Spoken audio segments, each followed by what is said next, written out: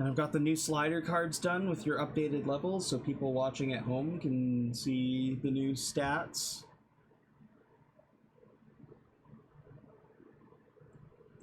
Awesome.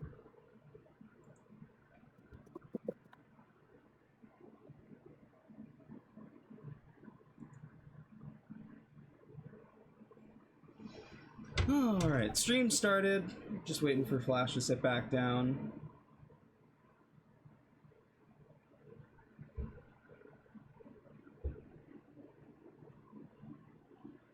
Perfect time to smoke a bowl. It is weird seeing myself in the camera without all the hair. Your face is such a baby face now. Yeah.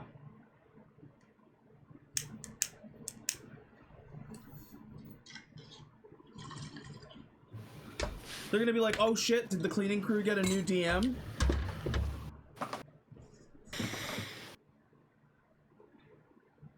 Yeah, we're going to use ChatGPT from now on. Ha! You know, people have actually tried that. I mean, I read an article where a guy set it up and tried to do it and had mixed results.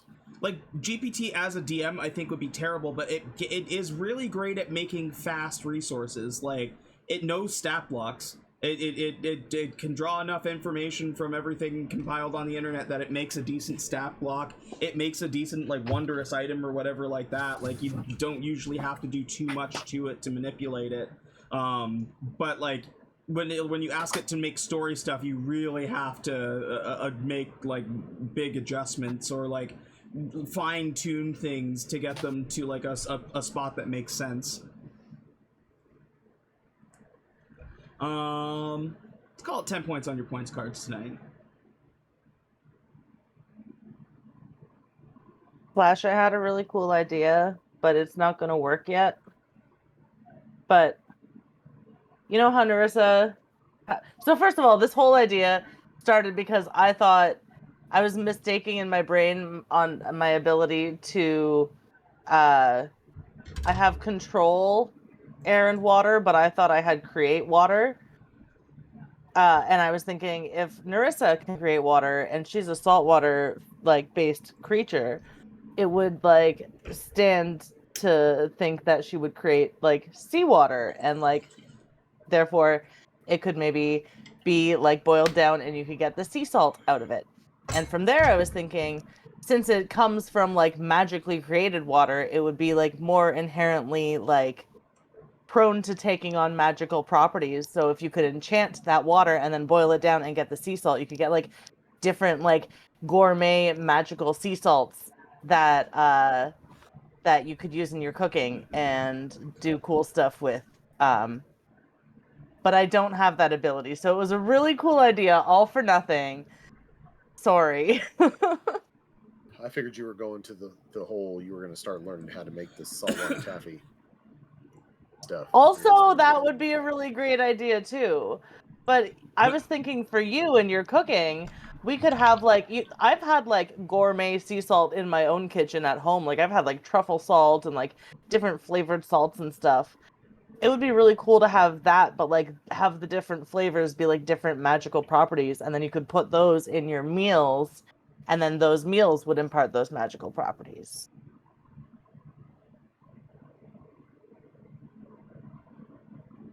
But I don't have the ability to create water. So I was really excited all day, and then I was like, when I get home, I'm going to look at my character sheet and see what else I could use to like enchant the water. And I looked at my character sheet, I was like, dang it, I can't even create water. Never mind. Yeah. Is anybody spending points today? You said we were getting 10 points? Yes, I did say 10 points.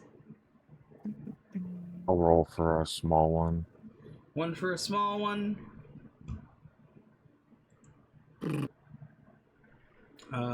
Jesus. Jackpot charm. Roll twice and get 2 charms. If you roll this charm again for one of those 2, ignore the result and choose any one charm from the list. So I gotta roll 2 new charms for you. Or you get to choose one. Awesome. Awesome.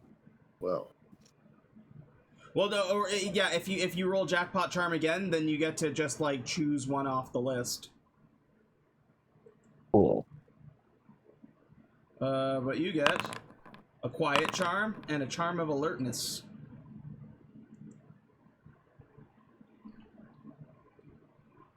Neat. Is anybody else getting small charms? I'm at 95 points. I'm banking. Okay, okay. I'll take one. I haven't One. rolled for a small one in a while. Sure. For Brunk, you get the charm of wisdom. It's the one that bumps your wisdom score up by 6 for 1 minute. And you can end the effect early to learn the intentions of a creature you can see within 60 feet of you.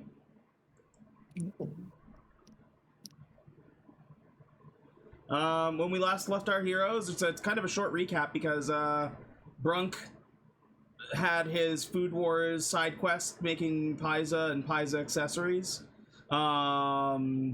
Fletcher... Paiza Bites, that's right. Fletcher discovered a grove that is under the guild hall that his niece and nephew had found and were apparently royalty for. There was a little mini adventure where he was acquainted with an acorn guardian and little fairy or like people made of grass and moss bears that were chefs and an owl that was a courier. Where there was like kind of a little mystery to solve and trying to figure out what the dark was it the wiggly. I don't even remember what I said. Some cute shit. The Giggle Dark. I thought it was the big dark wiggle. The big dark wiggle, yeah. And there was Oh, right, hand the big dark wiggle. The Sorry. The Giggle Dark was the hand puppets. Yeah, little Gotcha. shadow puppet.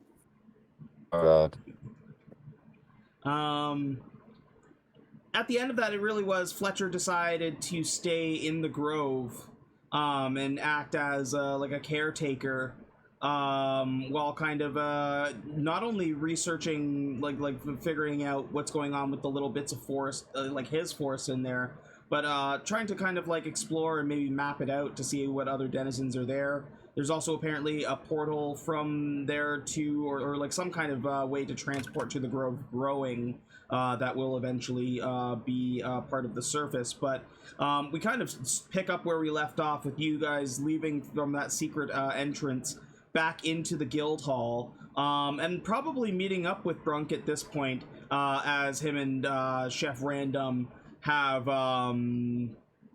made some interesting discoveries by frying little tiny pizza pockets in oil.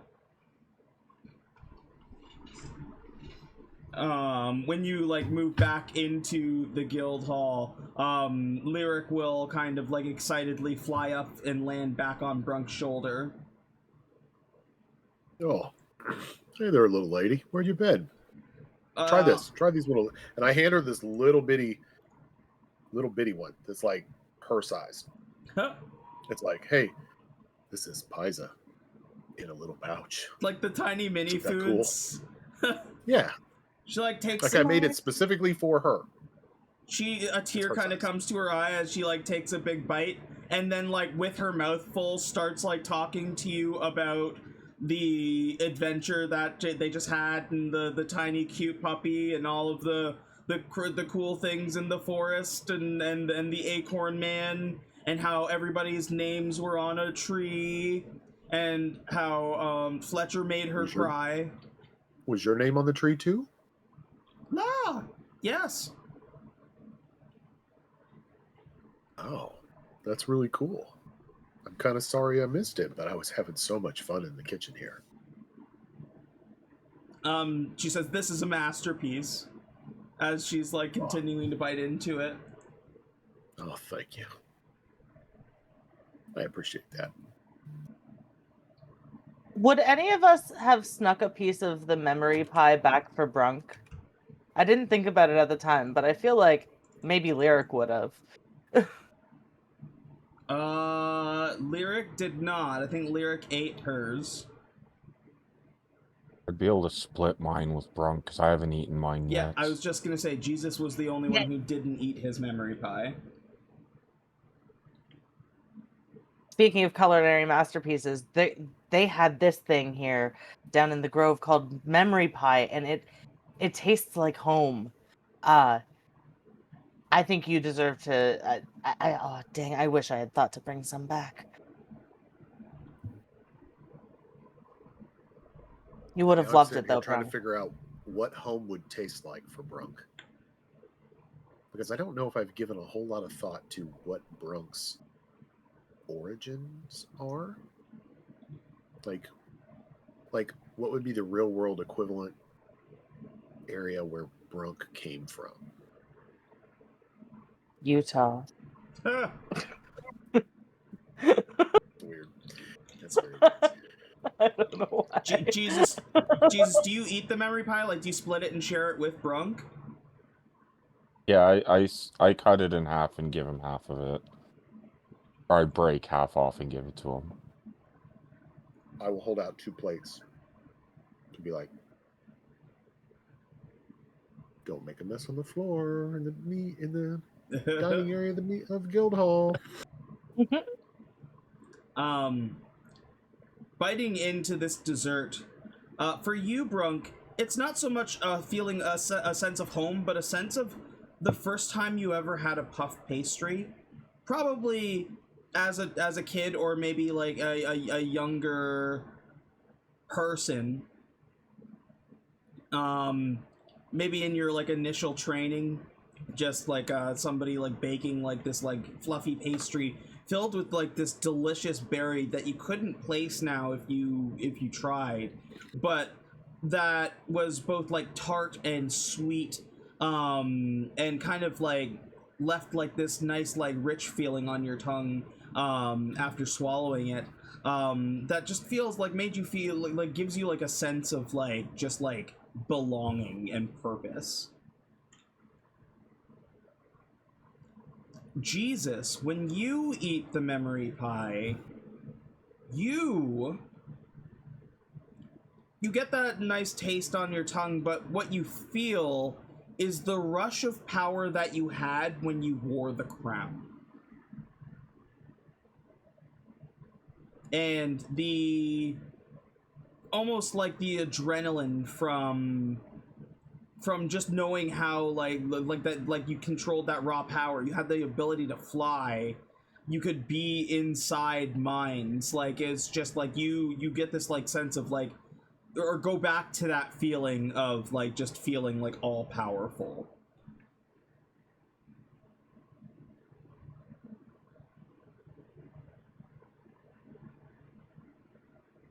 Jesus. That was some good pie. Yeah, it reminded. Thank you. I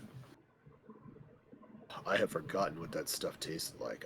It was a berry filled pastry that called it like a tart, like a turnover or something. It was just it's like pastry filled with fruit. It was delicious, and that's what inspired me to start cooking so long, like exploring cooking a long time ago, before I even got to the point where I can do this. Like all these pies of pockets and stuff that I make now are similar to that. It's just meat, sauce, and cheese inside of it instead of berries and stuff, but it's just amazing.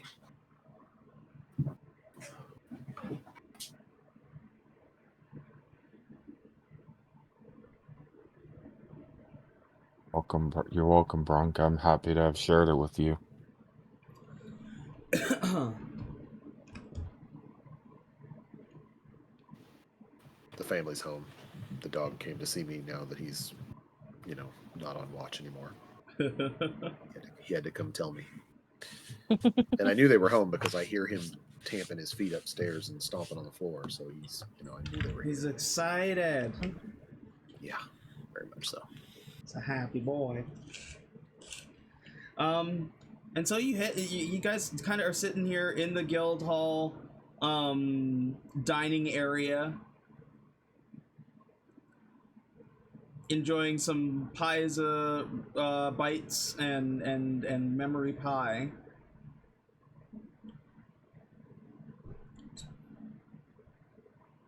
And it's surprisingly quiet in the guild hall. When you all first joined here, like, it was there's people coming in and out always. It's usually a lot more loud. Some of the elder guild members will often just kind of be rowdy and yell at each other, like across the room or things like that. But there's none of that. There's none of that rowdiness or quietness. It is all very silent and almost a little bit somber. Hold on. You three Fletchers. Somewhere else. Random is shedding his own tears behind the counter from creating some of the best food he's ever, or helping Brunk create some of the best food he's ever tasted.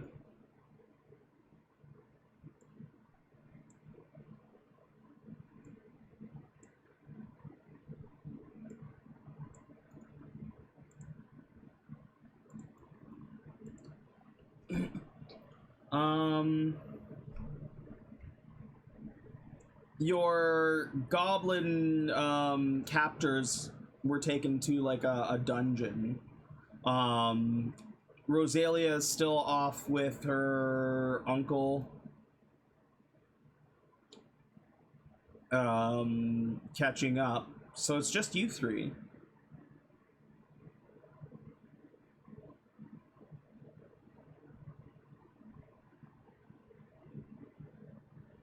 And Lyric. And Lyric. Yeah. She's there. And your slimes. She's happily munching. Yeah. I'm sure your slimes are I've got kicking Reg. around too, yeah. Mm-hmm. Slime races. We're having slime races in the guild hall. Yeah. Taking bets. Mm-hmm. Sure. Why wouldn't we? Why wouldn't we gamble? Not for real money or anything. We're just for funsies. Like fun bets. For bragging rights. Yes, yes. Bragging rights, Yeah. That's what I call my gold pieces.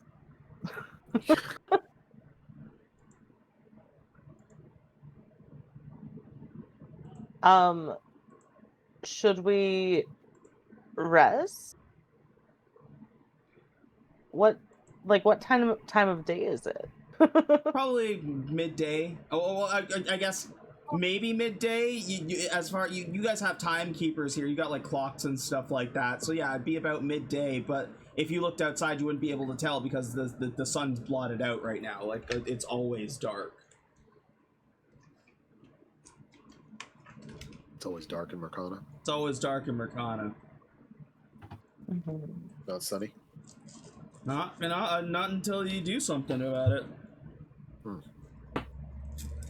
I kind of figured that's why the guild hall was kind of empty right now, is because people are out doing things. Anyone who is capable is either beyond the walls trying to find a route or solution to the problem. Anyone within the guild, like the city walls, are either fighting at the walls or tending to people who have been injured, or shopkeepers are still trying to keep wares available for people who are out on the front lines.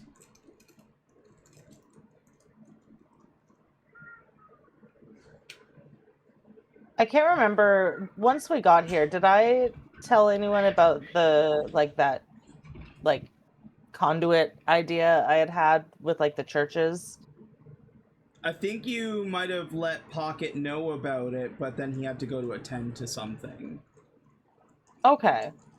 I would be interested in finding a place of worship and seeing if I could talk to the people there, get more information in the same line of the information I was asking about at the last one. I just want to find out more about the connection between the power of belief and if it can be harnessed to protect a greater space.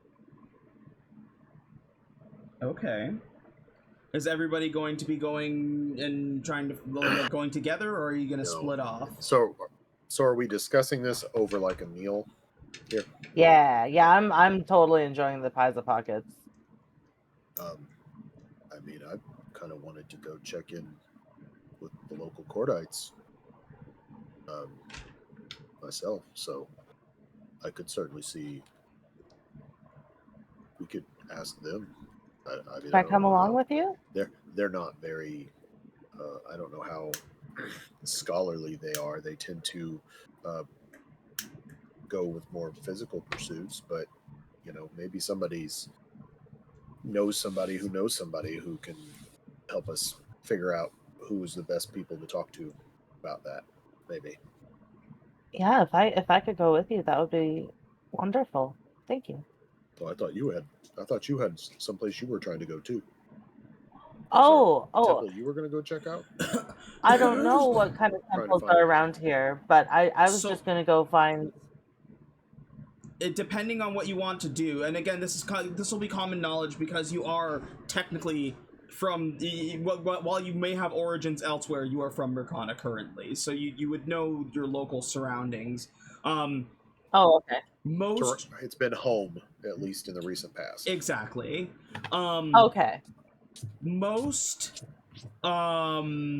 religious groups all kind of give worship in their own way under one building in Merkana, which is the Veiled Censor.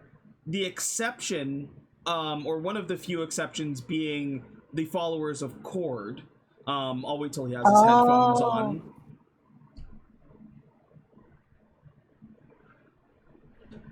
The exception is the like one of the few exceptions for those groups would be the followers of Cord, as it's their form of worship is through feats of strength and combat, so they would more than likely stay either in like the Adventurers Guild, or they may have a smaller group as well at the Guards Guild who like work with the guards.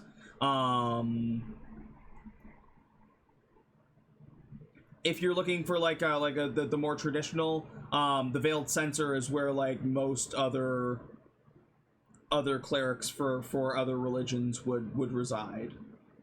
Okay, yeah, no, I definitely would want to go to the Veiled Censor then. Okay, yeah, if you could ask with the followers of Cord, I would that would be really helpful.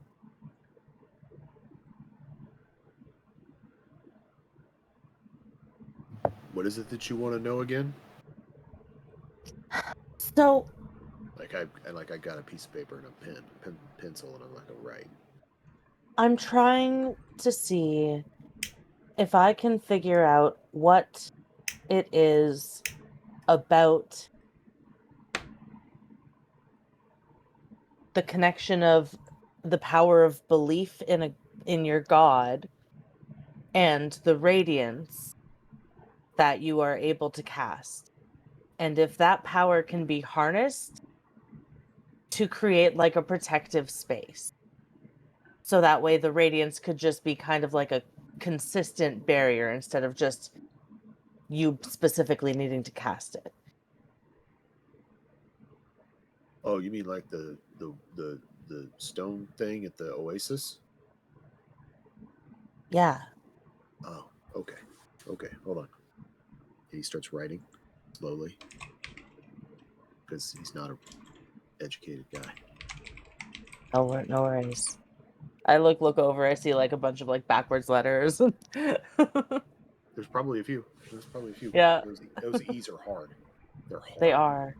They are. It's like, which way do you go? I mean, you're either Honestly. the right way or you're Eminem. It's weird. I don't know. Exactly. So he's like he's like writing notes, and it's like watching a second grader write notes. Like he knows his numbers because and abbreviations because he's got to know those to write the recipes, but like big words are hard. Mhm. They're hard. I'm like, why don't you draw a little picture of the stone at the oasis? That might help with the idea. Yeah, that might be easier. What do they call that? A Diagram. diagram? Yeah, that's it. Yeah. Okay. A picture. Okay. Yeah, a little He picture. starts drawing. He like turns the piece of paper over and starts drawing on the back of it. Perfect. And then like some stick people with Yeah. those Like smiley all faces. worshipping it and being safe. You know, one of them's got big like circular ovals all over his upper torso, and he's holding a sword. That's Brunk. Yeah.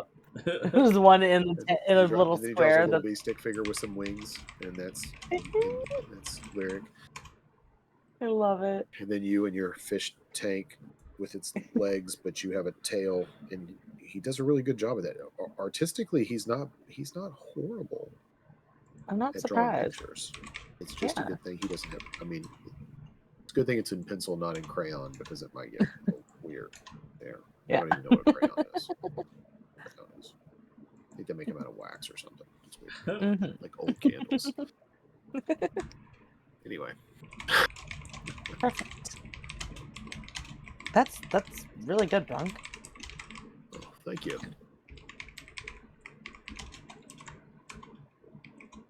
Well, while you guys go off and do that, I want to try and find somewhere to see if I can get proficiency in this pistol, and I pull out the gun and throw it on the table. Whoa!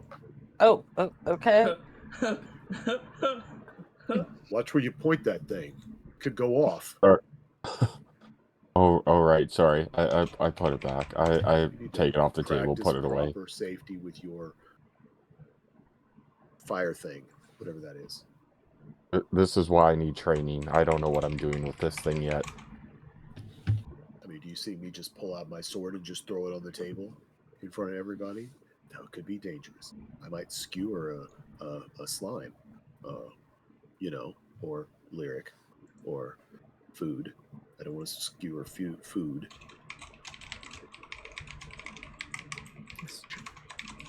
Very serious about it. You have to understand. Don't. I'll keep that in mind, food. and I'll practice weapon discipline. Okay. Um. Well, sounds like we're going out for a field trip in the city. What time of day is it right now? Technically midday. Well, the good thing about these Pisa Pockets is you can take them to go. Jesus, you would be going to the same spot as Brunk then. Both of you would be going to the Adventurers Guild. But that's the Veiled Censor is like the next building over, so you guys would all like be able to walk together there and then just split off at the road.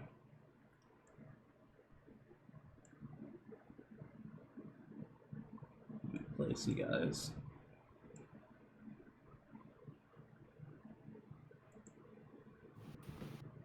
He doesn't believe me that I don't have any more Pisha crust. Huh.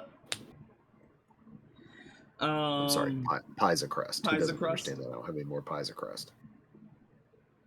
Do you guys do anything else before you split off?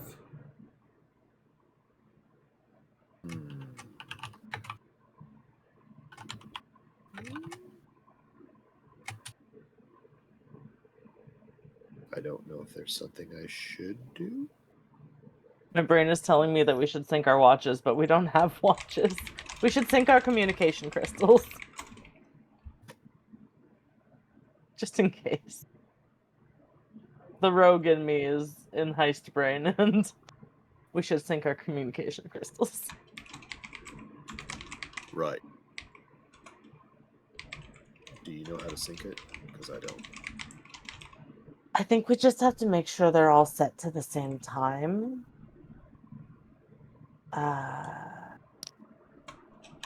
know, Captain I'm sure it's fine. I'm gonna look at my communication crystal with confusion and then be like, it's fine. I once had a conversation with Captain Crunch, and he said to me, "Time is an illusion. Breakfast time, doubly so." Oh. And I was like, "Okay, what does that mean?" And he said, "Because you can eat breakfast any time of day." And I was like, That's life-changing advice right there.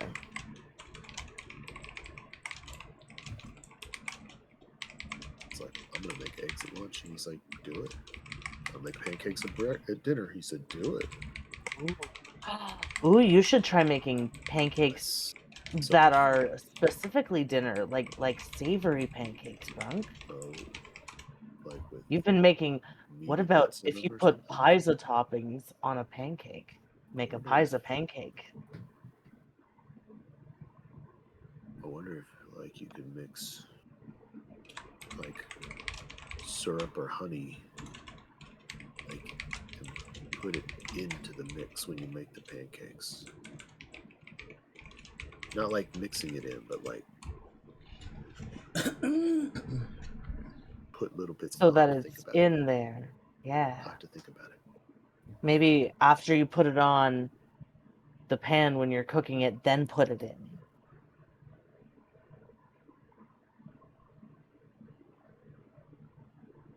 I think you've Damn it. got some great ideas there.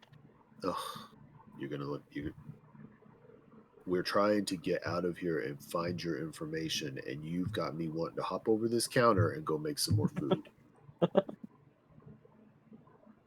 It's just an idea for the next time we need to Ugh, eat. darn mermaid. As you say that, you look over the counter and like Chef Random is sitting on the ground with like his like belly like fully distended. He's like, please don't, please. He's like, I go. just need to Go, digest.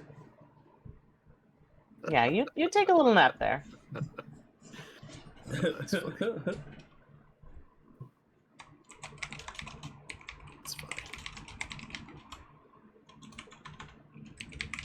Come on, okay.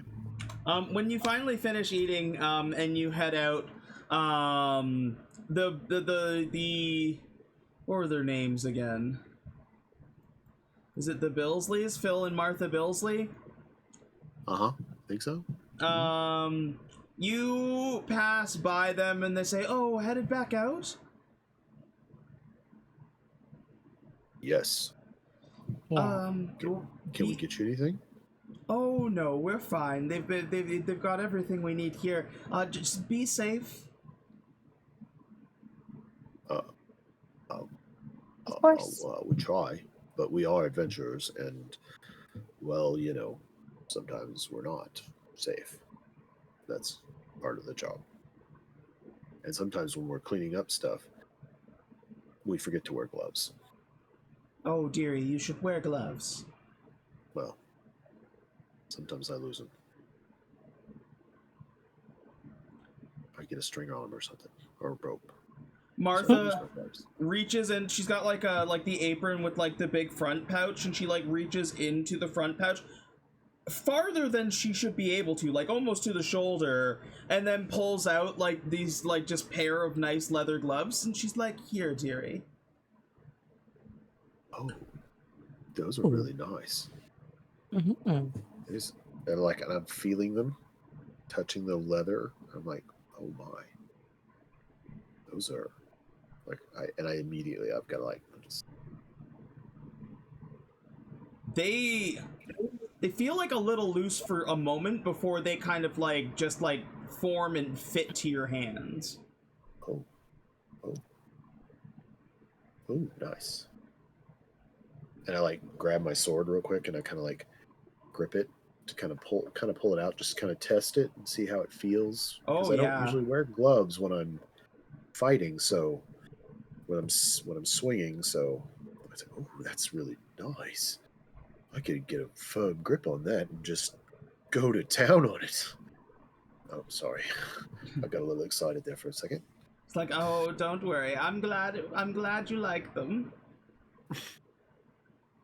Well, thank you very much. Is there anything I can get for you? Like, I'd be happy to share my recipe book. Would you like to hold on to it while I'm out in the city? Oh, I'd love to. You wouldn't mind if I wrote some of these down? Oh, absolutely not. These recipes need to go far and wide so that people can enjoy them. Okay. I think maybe when I retire from being an adventurer, I'm going to set up my own store shop. Restaurant? Ooh. Is that the word? Yeah, I like that. Like I'm like, I think I'll make food for everybody. So, but please take care of it. I need it back.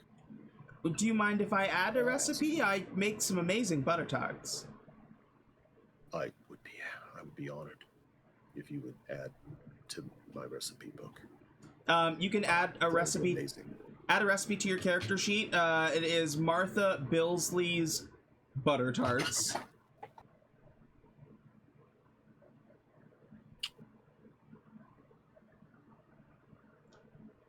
Gotta find my cookbook. Cookbook.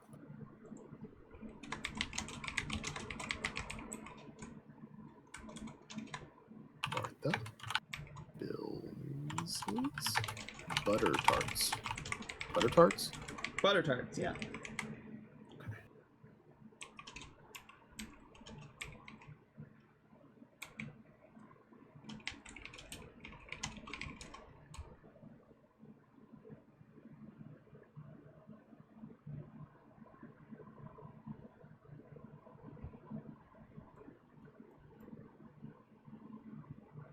Oh, Hamish and Snuffy aren't there. They're in the grove. Is there a so the whole memory thing from earlier, the memory pie. Memory thing, pie. Would I have like a vague recollection of what that item might have been? The turnovers? Yeah, the turnover thing. So you look really excited. Yeah, is there any way you could recreate the memory or God, that's a little Chewbacca! And he's got arms and they wrap around something. My like the slap bracelets that we had when I was younger. I love that. Huh? Cuddle cuffs. They're called cuddle cuffs. That's adorable. That's adorable. That's what they're called. Yes. Chewbacca. Look at that face. Cute AF. That's like, amazing. Same right there. Go ahead and give me a history check with advantage. Okay. I was just thinking, this could be one of those, it's a memory thing and I have got to explore it. So maybe I don't remember exactly what it is right now, but I was thinking to get the basic concept at the very least. I'm going to call it mystery turnover for right now on the little recipe sheet thing that I was adding to my character sheet. And go back to my skills. And you said history check. Yes, please. Ooh, gold-plated goodness. You got -1 intelligence. Oh yeah. You at this point have a very good understanding of food, and while you can't kind of pin down the entire process, you know that it obviously involves some kind of like a puff pastry, and also you think that one of the berries, it was more than one berry that was in this turnover that you had as like when you were younger. I think the likelihood is it was probably like a triple berry, and one of the berries you can identify is a blueberry.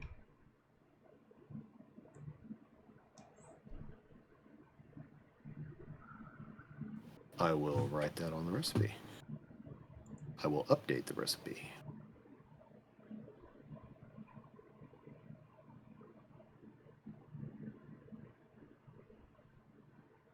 Okay. Mystery berry turnover.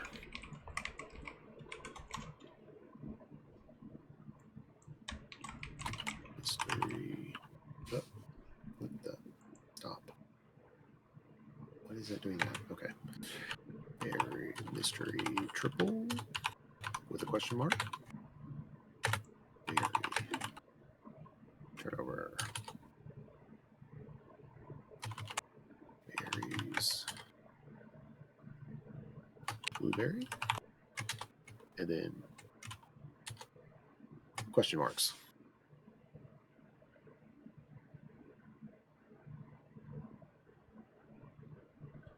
Okay. We could talk about food, but I don't want to interrupt the game session. Food is part of the game session. I have a recipe, and I'll have to find it because I know I have it somewhere, but I'll have to find it. I found it in a Better Homes and Garden magazine like several years ago. It was like a November Thanksgiving issue. It is a double cherry apple pie. Oh my god. And it is apples, tart cherries, and dark cherries all together. And then it's pretty much what you'd expect for like an apple pie or cherry pie type, with whatever the rest of the, standard ingredients to make a pie are. But it also calls for a pinch of cayenne pepper to add a little heat to the taste buds whenever you take a bite. And I thought it was great. I was told I couldn't put the cayenne pepper in it anymore. Nobody else appreciated it, so. Spicy pie. It wasn't that bad. Like literally a pinch. It's not a lot, but it's just enough that my wife she's got a really sensitive palate, and I think she actually has an allergy thing with like red peppers. That's fair. And like chili peppers and stuff. So I think that's probably part of the reason why it was a big deal for her. But so maybe if I make it again and I put that in and I just like, you gotta stay away from this. Make your own.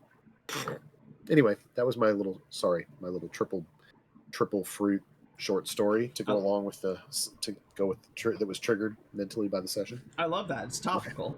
Okay. Yep. As you are leaving the guild hall, once again you see that like there is the dark of the shadow as like this maelstrom of shadow beasts continues around the walls. It is kind of midday mode where there are a few more people kind of roaming about, but most of them, like, if you see like a regular citizen kind of going from place to place, they look terrified. You'll likely see as you have to go to the far end of the city, so you're kind of moving through the city and you're seeing the effects that the shadows are having on the city itself. Every now and then a shadow monster will kind of like try to leap over and get through and will get by and get deeper into the city and cause like a little bit of mayhem before it's taken care of. But like there are those brief moments where like these shadows are terrorizing your home. It's not completely somber. There are some people, like some guilds, that are trying to keep a semblance of normalcy about their lives, so like you'll kind of walk by there's like especially the artisan guilds, like most of their, hold on, let's bring it back to Merkana for a second here. So the artisans guilds own like all of these outer buildings, so they are like the storefronts are open shops that are like they can kind of like just fold down a door and close up for the night, and all their wares are inside. So you do see that there are people like working on leather, and like there's some people that are just sitting out and like drawing the scene. Like you see them like drawing their view from inside the city as kind of like just like it in their way of trying to keep track of what's going on.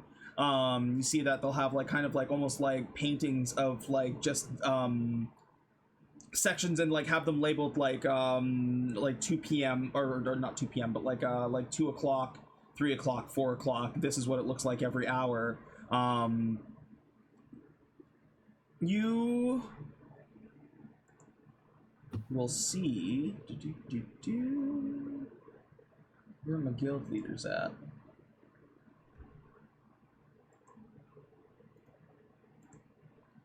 You see a dwarf with strange looking glasses. It looks like he and several of his other dwarves that work with him are working on what appears to be a strange looking shield.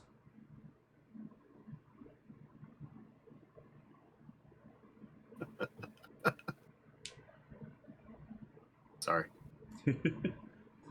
I know who that's for. Anyway. And it's not that it's overly large, it's that whatever they're doing to it looks like very complicated. This is one of the trap shields? It is one of the trap shields, yeah. The one that he ordered. Yeah, the bear trap shields. I got the. Yeah. The man catcher. Yeah, the man catcher shield. There you go. Yeah. No, I think this one it was what was it the it was like a horn or something like that, or some kind of like or a nail, like a giant's nail or something that he turned into a shield. Okay. But yeah, you see the group of them kind of working. You recognize him. He is the guild leader of the Blacksmith Guild, Tenzin. And you would see also Chef Dragon. It looks like he has been making food for the soldiers, and you see that he is like getting like another set ready to go out. And he'll kind of like wave as you guys walk by.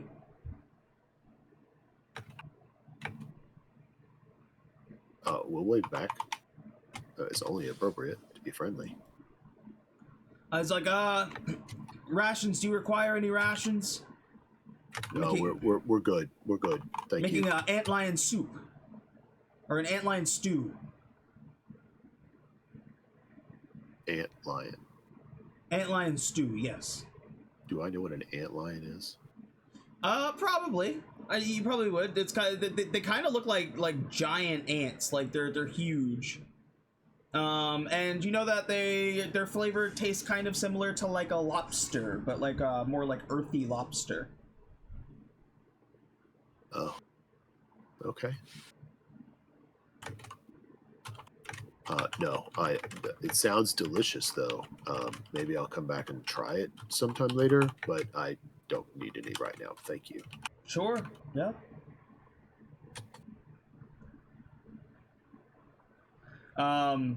Moving on, you pass by the hole that you came out of. This big, massive, like, crater in the west. You remember that there used to be kind of like it was like a magic shop at the same like a magic shop that you'd find here, where it's like little gadgets and stuff like that for like or like small simple illusions. That whole building is now gone, and all that's left is the crater. Finally, you kind of get to the point where you would split off. The Horizon Seekers building is kind of centered there, and then it splits off, and behind that is the Veiled Censor, and the Adventurers Guild is on the other side. Nerissa, we'll start with you. You walk into the Veiled Censor, and it's kind of a strange place, because it's almost like it looks like a United Nations where like every flag would be showing, but it is like every holy symbol for the gods that are worshipped within the building. You see that there are several clerics around, but it looks like they are like going back and forth from the wall. But there is a young tiefling that greets you at the door and says, "Oh, hi, sorry for the chaos around here. What can I help you with?" Oh, please don't apologize. I'm not entirely sure. I'm here to seek advice. I'm looking into the connection between a belief system and the ability to cast radiance.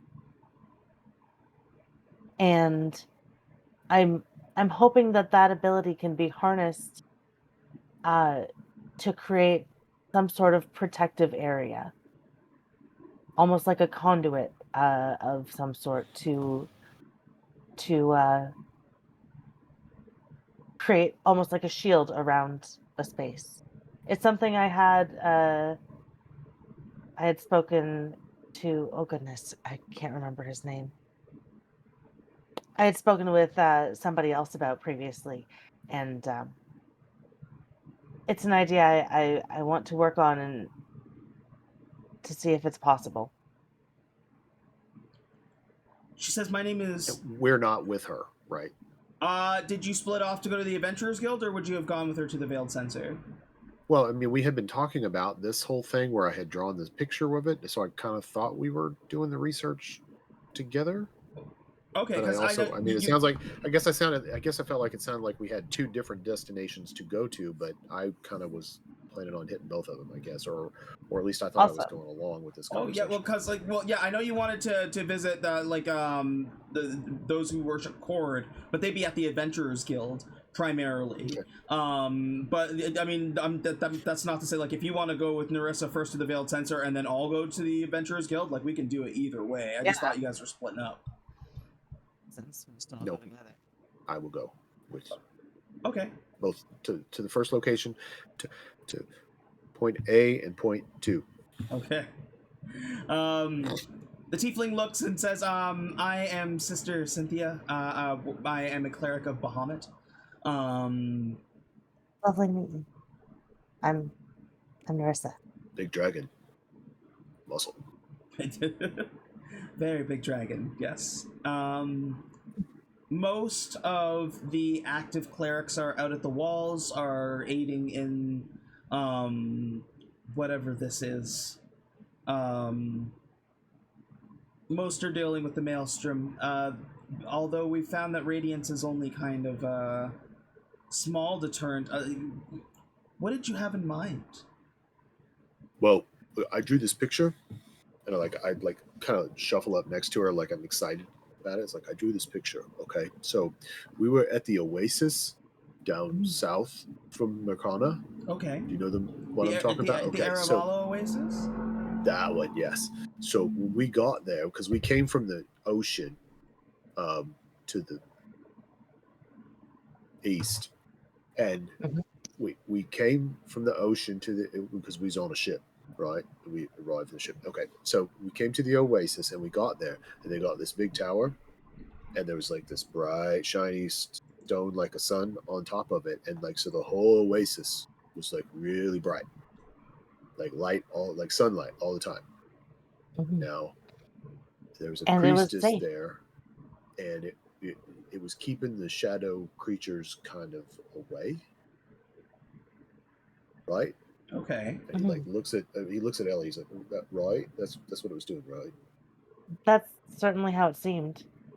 Okay. It seemed like the fact that this was here was deterring the shadow creatures from the entire area. Almost like a protective shield. Interesting. Scribble pictures on the notebook and hold it up in front of the camera whenever we're playing. Gotta put that on the to-do list.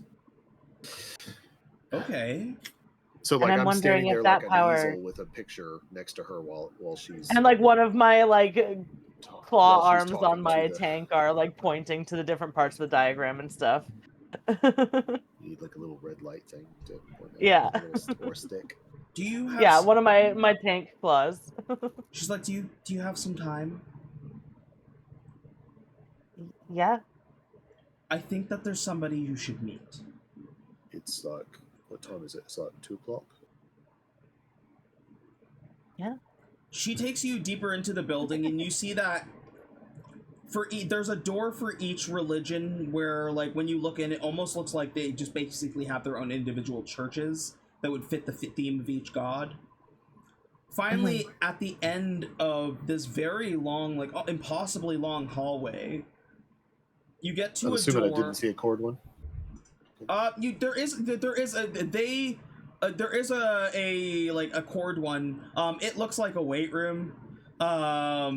Like just like a full-on gym. But there's nobody in there. Yeah. Okay. And I'll be just like, that smells like potential. And it'll keep following. Maybe side quest for you is to get that gym back in full shape and getting people in there. Well, people gotta be available and not busy to get in there and really worship. You know what I'm saying? Yeah. To get really into it and to sweat and put the effort into it and just really worship. Just really worship. I'm gonna worship hard. Right? That's right. Get the right idea right there. You get to the end of the hall, past all of these churches, to a large iron door that almost looks like it looks very out of place to all the rest. This is not a place of worship. This is an office. This is where somebody tough sits. That's what the door says. This is where somebody tough sits. And at the top, you see Malus Brightblade.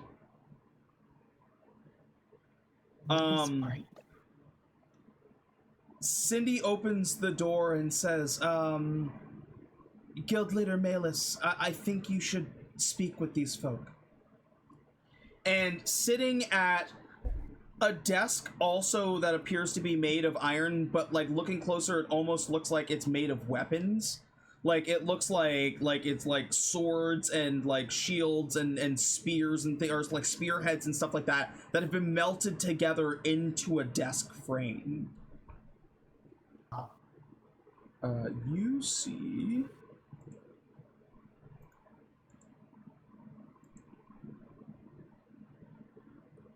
Oh wow.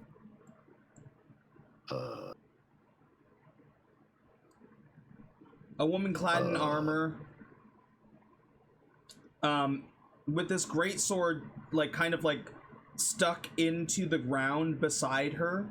It looks like she was writing on parchment. And she looks at Cindy and she says, "We're busy with a war. What could what could you need from me right now?" She says, "Maybe a way to end it." And directs you in. Hi, Malus, Miss Brightblade. You can call me Malus, it's fine. Malus, hi. My name's Nerissa Coralstorm. I've been on a long journey to get here. But I had an idea, and I've been told that you're the person to share it with. She looks. Huh? Get in here with the picture. Picture. Yes. So, on our travels to get here, we found an oasis that they had this stone that they were worshiping, and it was a safe place. The oasis was safe, almost as if the power of the worshiping itself was creating a shield around it. I want to try and figure out the connection between the belief that clerics have, no matter who they believe in, and the ability to create radiance, and to see if that can somehow be channeled into some sort of conduit to create a shield around a place similar to what we found at the oasis. Interesting. I'm not a cleric, though, so I don't have... I'm just a humble artificer rogue. Faith works differently. Not every god offers their abilities the same way. Mm-hmm. But we've been thinking about this in the way of fighting this. These are monsters. Mm-hmm. She kind of looks at you, Brunk. Yes? He drew the diagram and also is a really, really powerful cleric. I'm a paladin.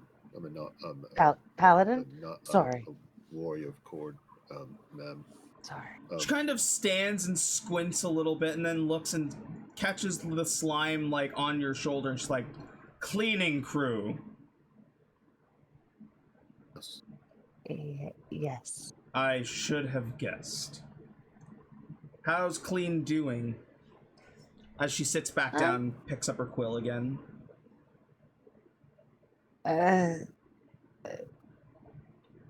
We don't know. I was just like, do we know? Have we seen him lately? Isn't he I missing? don't think. He's He's been found. He's in the Oh. guild hall, but like nobody, only a select few have seen him in the last while. I don't.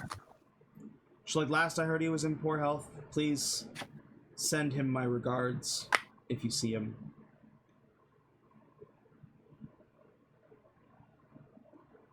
There are most that don't like what you do. I, however, appreciate balance and enjoy a good fight, which is hard to have when there's no dungeons to fight in. So, I think we can work together. You said the oasis was safe? It seemed like it. It was.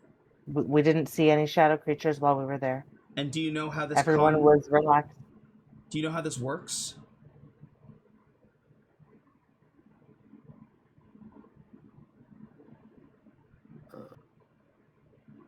Not Did entirely, we but find out how it works? Like, I mean, we know that there was something kind of squirrely going on there with the whole. I don't think priestess we and found out creatures under the oasis? exactly. But like, there was, like, wasn't there like one of those like, what was it called, an aboleth trapped? Yeah, but I mean, was that how they were powering it? I mean, did that? It looked like they were channeling radiant energy through the device that was keeping the aboleth captured, that then filtered into the crystal and dispersed around the oasis. Yeah, so we didn't know exactly, but we have an idea. Yeah, Do you share that though, or do you like what details do you give to Malus here? I'm not gonna share the whole like, oh well, there was a thing that was being like we don't know exactly, but we've got some working theories. Okay. Further research would need to be done. Okay. I could get the head, like the heads of each of the churches together. We could see if there's a way to pool radiant energy. We can not only refer to our gods, but see what we can do with our power. I think that's... If we can provide a radiant source, do you think you can find a way to disperse it? So far, what we've seen it be dispersed with is like crystals. I don't know if there's anything like that around here, but we can certainly look for it. Big crystal if it was going to cover the whole city, though. Yeah. Or But multiple crystals to cover the whole city. Like smaller ones all around the outer edges. Yeah. Or near the outer walls. That's kind of what I was thinking.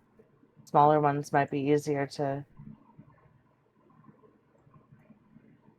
come across, as well as we could potentially have more control over like the direction of like how we're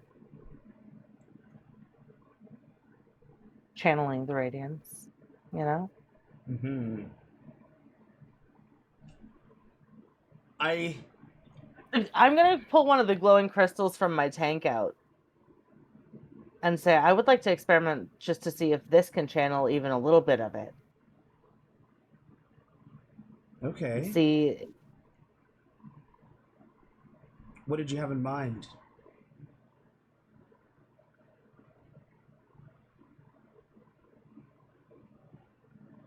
trying to build a shield around this place, and then if it's a method that can be replicated in other places, hopefully protects those places as well. But how do we test it? Is my question.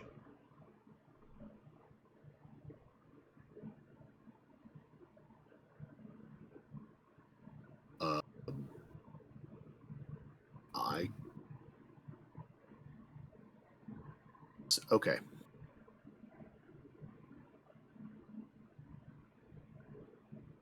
sorry. I'm thinking here.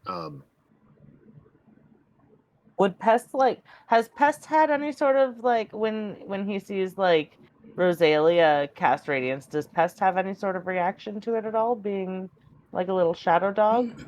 I don't Would think he bark at it? Would he maybe bark at it kind of like a drug sniffing dog barks at in the last combat, he was kind of off in the thick of it, so he didn't really notice. So I don't think you've had a chance to really see how he reacts to light. When he was in his slime form, he was on her shoulder. Maybe so you might have noticed him kind of hide and shield himself, but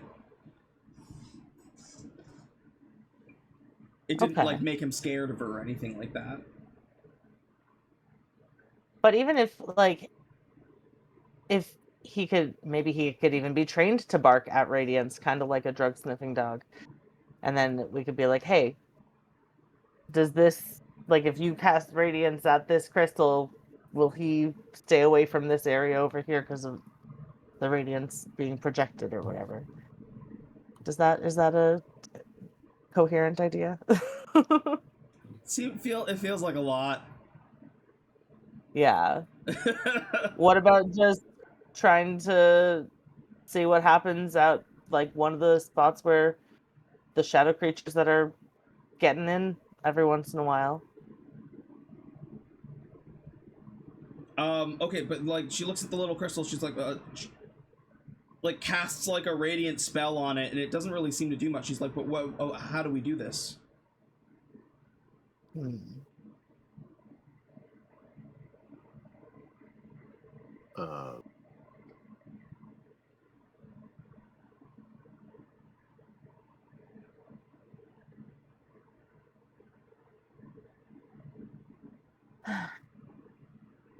not sure.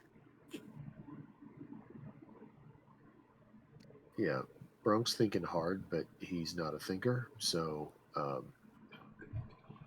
She points to Jesus, she's like, you're awfully silent.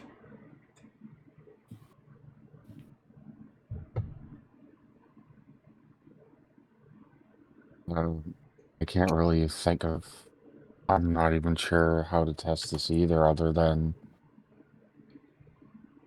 maybe if we took an enchanted crystal out and tested it in the field, or like they're saying, tested along the walls where they come through every once in a while. But again, she goes, well, with your crystal that you just presented me, I couldn't really do much with it. I just cast a spell on it and it didn't do anything. Fair.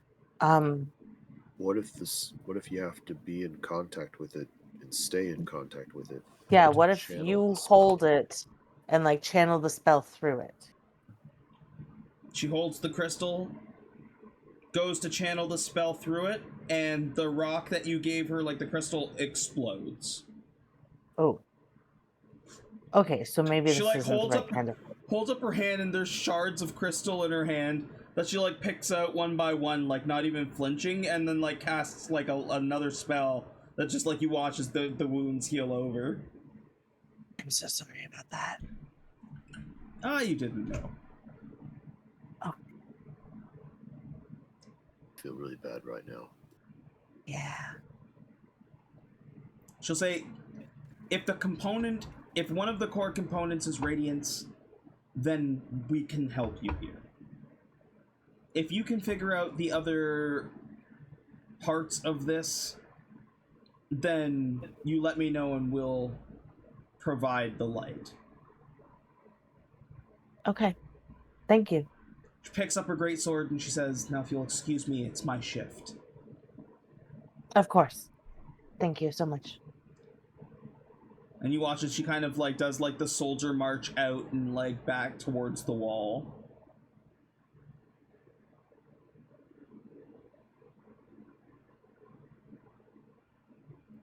Okay.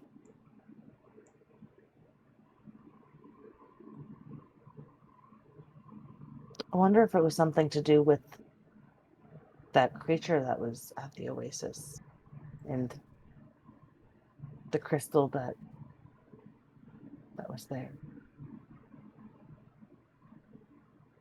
Maybe there's maybe we could do some research, see if there's any sort of rocks or crystals out there that naturally have radiance imbued in them. Ooh. Cindy kind of stops you as you leave. She's like, I couldn't help but eavesdrop.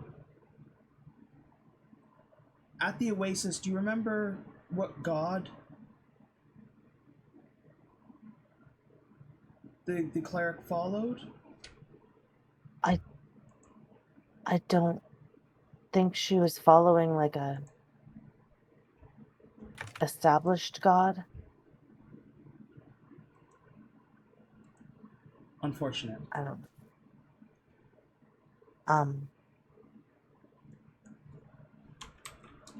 Can I get a feel for how trustworthy this person is Sure. before I? Would that be insight? Yep.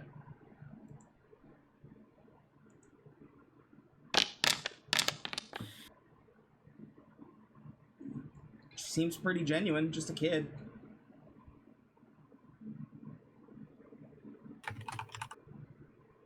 There was a creature there that normally would be very dangerous, and they had it trapped, and they were worshiping the creature.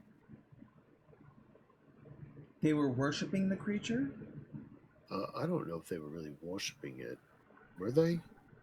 Was it more like they had the creature trapped because it was dangerous, and it was like changing people into nasty things.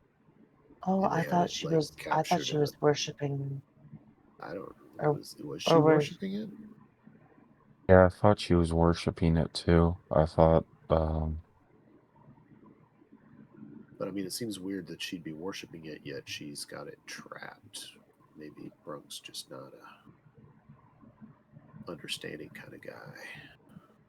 Oh, I didn't take very good notes, and I'm upset with past Ellie now.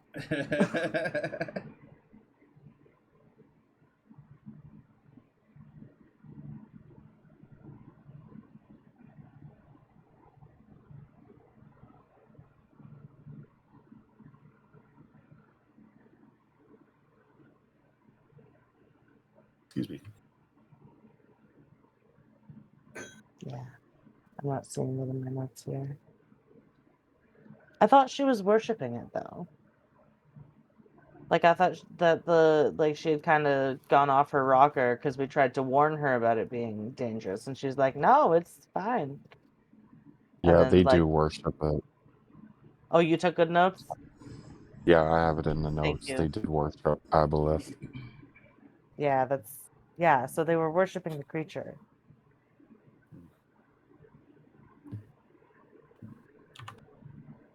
But the aboleth Interesting. wasn't what she was saying. No, did you write that down? All I wrote down was worships Aboleth. That's what I heard, but I might have not written it down right.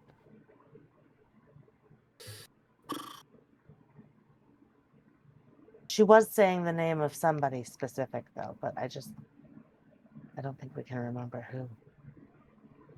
She doesn't look shocked. She's like, I mean, some religions can be wild with the ways that they channel their faith, but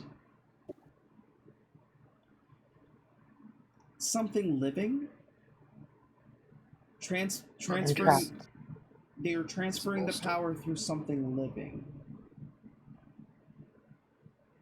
Yeah. But the crystal was what was trapping the creature, and then I think it seemed like the crystal was emitting the radiance. At least that's how it seemed. Maybe it wasn't emitting it. Maybe it was just there.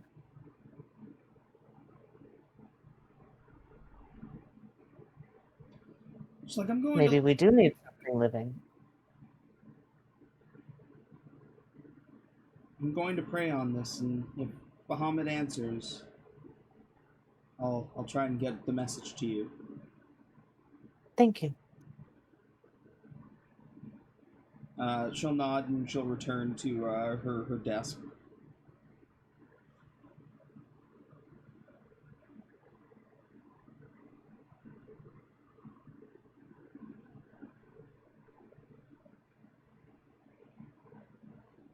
Moving on from there, do you head to the Adventurers Guild?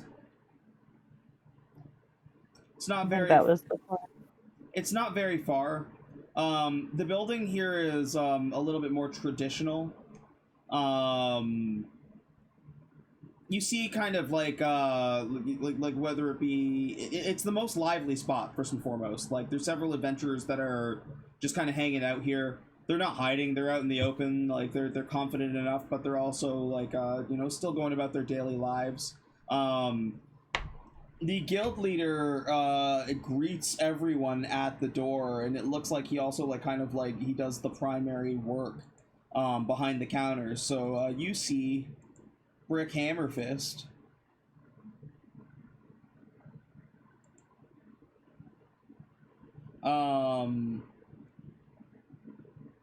Who knows your names already? He's like, Brunk, Nerissa, and Jesus Christ. Stepping within the threshold of the Adventurers Guild. Jesus, I thought last time you were here you told me to stuff it.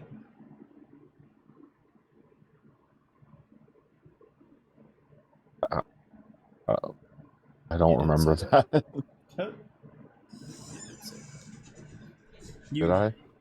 I don't know what you were telling. I don't know what you were telling him to stuff or where. But you were coming to collect on a bounty. I gave you the money. You said it wasn't enough. I told you that there was a fee. We argued for about 20 minutes, and then you told me to stuff it. You said the Adventurers Guild ain't shit, and you walked away. Well, I apologize for the past. I was hoping we could let bygones be bygones. I do a persuasion check. Yeah, give me a persuasion check.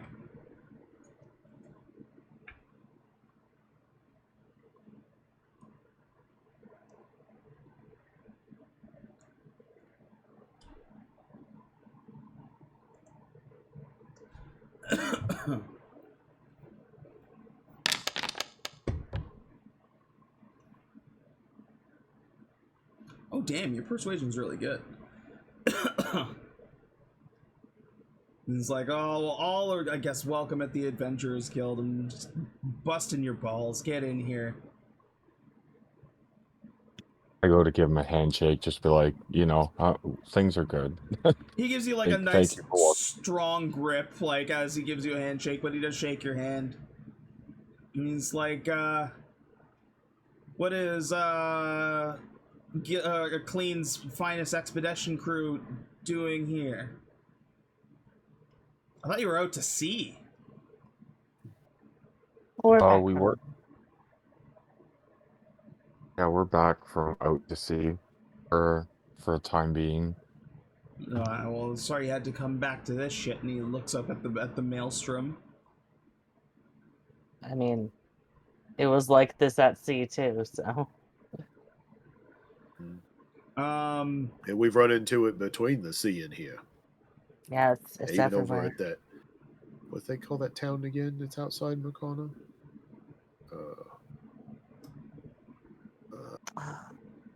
What is the name of that place? With the shields and stuff. The Gray.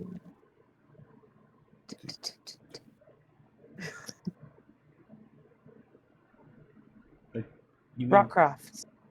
Yeah. Oh, Rockcroft. Thank you. Yeah, that place is wild. They had to. The shadow things were there. We fought them. Really? Yes. Did you? You got any parts from them? I don't think the shadow creatures really left. Did we have parts? No. Okay. I was like, I didn't think they left parts. They left loot. It's like, or really weird artifact thingies that we aren't going to talk about. It's like, shadow creatures just kind of go poof. Damn shame.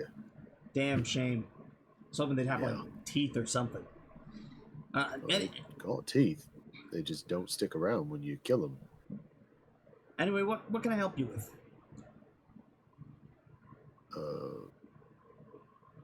Well, I'm looking for my fellow Cordites. Oh, they're around here somewhere. Yeah, they're in the gym. Of course, that makes total sense. I came to talk to them.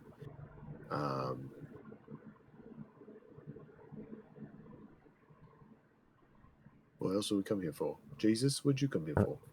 I'm looking to get proficiency in this pistol that I got off Captain when we were out to sea. Yeah, somebody needs to teach him how to use that gun, and he stop throwing it on the table. You're looking to take a gunner's test and all this shit? Yeah. You better teach him how to clean it and use it first. I was actually also hoping to see if you guys sold any sort of mods for pistols, like any sort of mod that does like radiant damage. What? Does this look like silencers and shit? He's like, does this look like a shop to you? No, you make a good point. He like points over at the quest board and he's like, what do you think we do here? He's like, the testing stuff. Yeah, the testing stuff we can do, but like, and I don't, go to an artificer or something, or like maybe if you might find something at the auction. We don't do that here. He pulls out this like thick ass book, like we're talking like this thing is like 4 pizza boxes high. Slams it on the table, and he's like, so you're gonna have to read through all this. Then you're going to have to take a written test, and you're also going to have to take a practical test. All right, sounds good. Let's they're going. Yeah, hit the books. I'm just going to look over his shoulder at the book and be like, nope.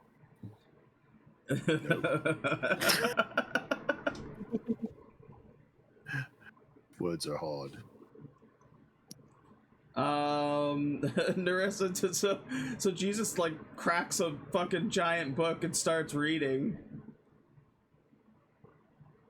Brunk, do you and Nerissa head to the gym? I'm wandering. I'm going to look for the Cordites in the gym.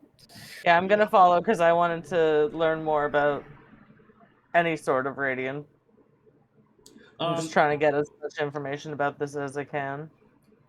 Inside the gym, you've got like people of all different varieties, all in like different like workout outfits, like full on spandex with like headbands. You got people that are just like lifting weights, doing you got like a Goliath that is like just lifting like several plates on each side of weights.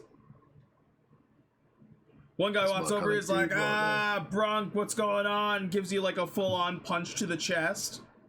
Oh, ha! Nice. How you been? Doing all right. This guy's name is Donnie.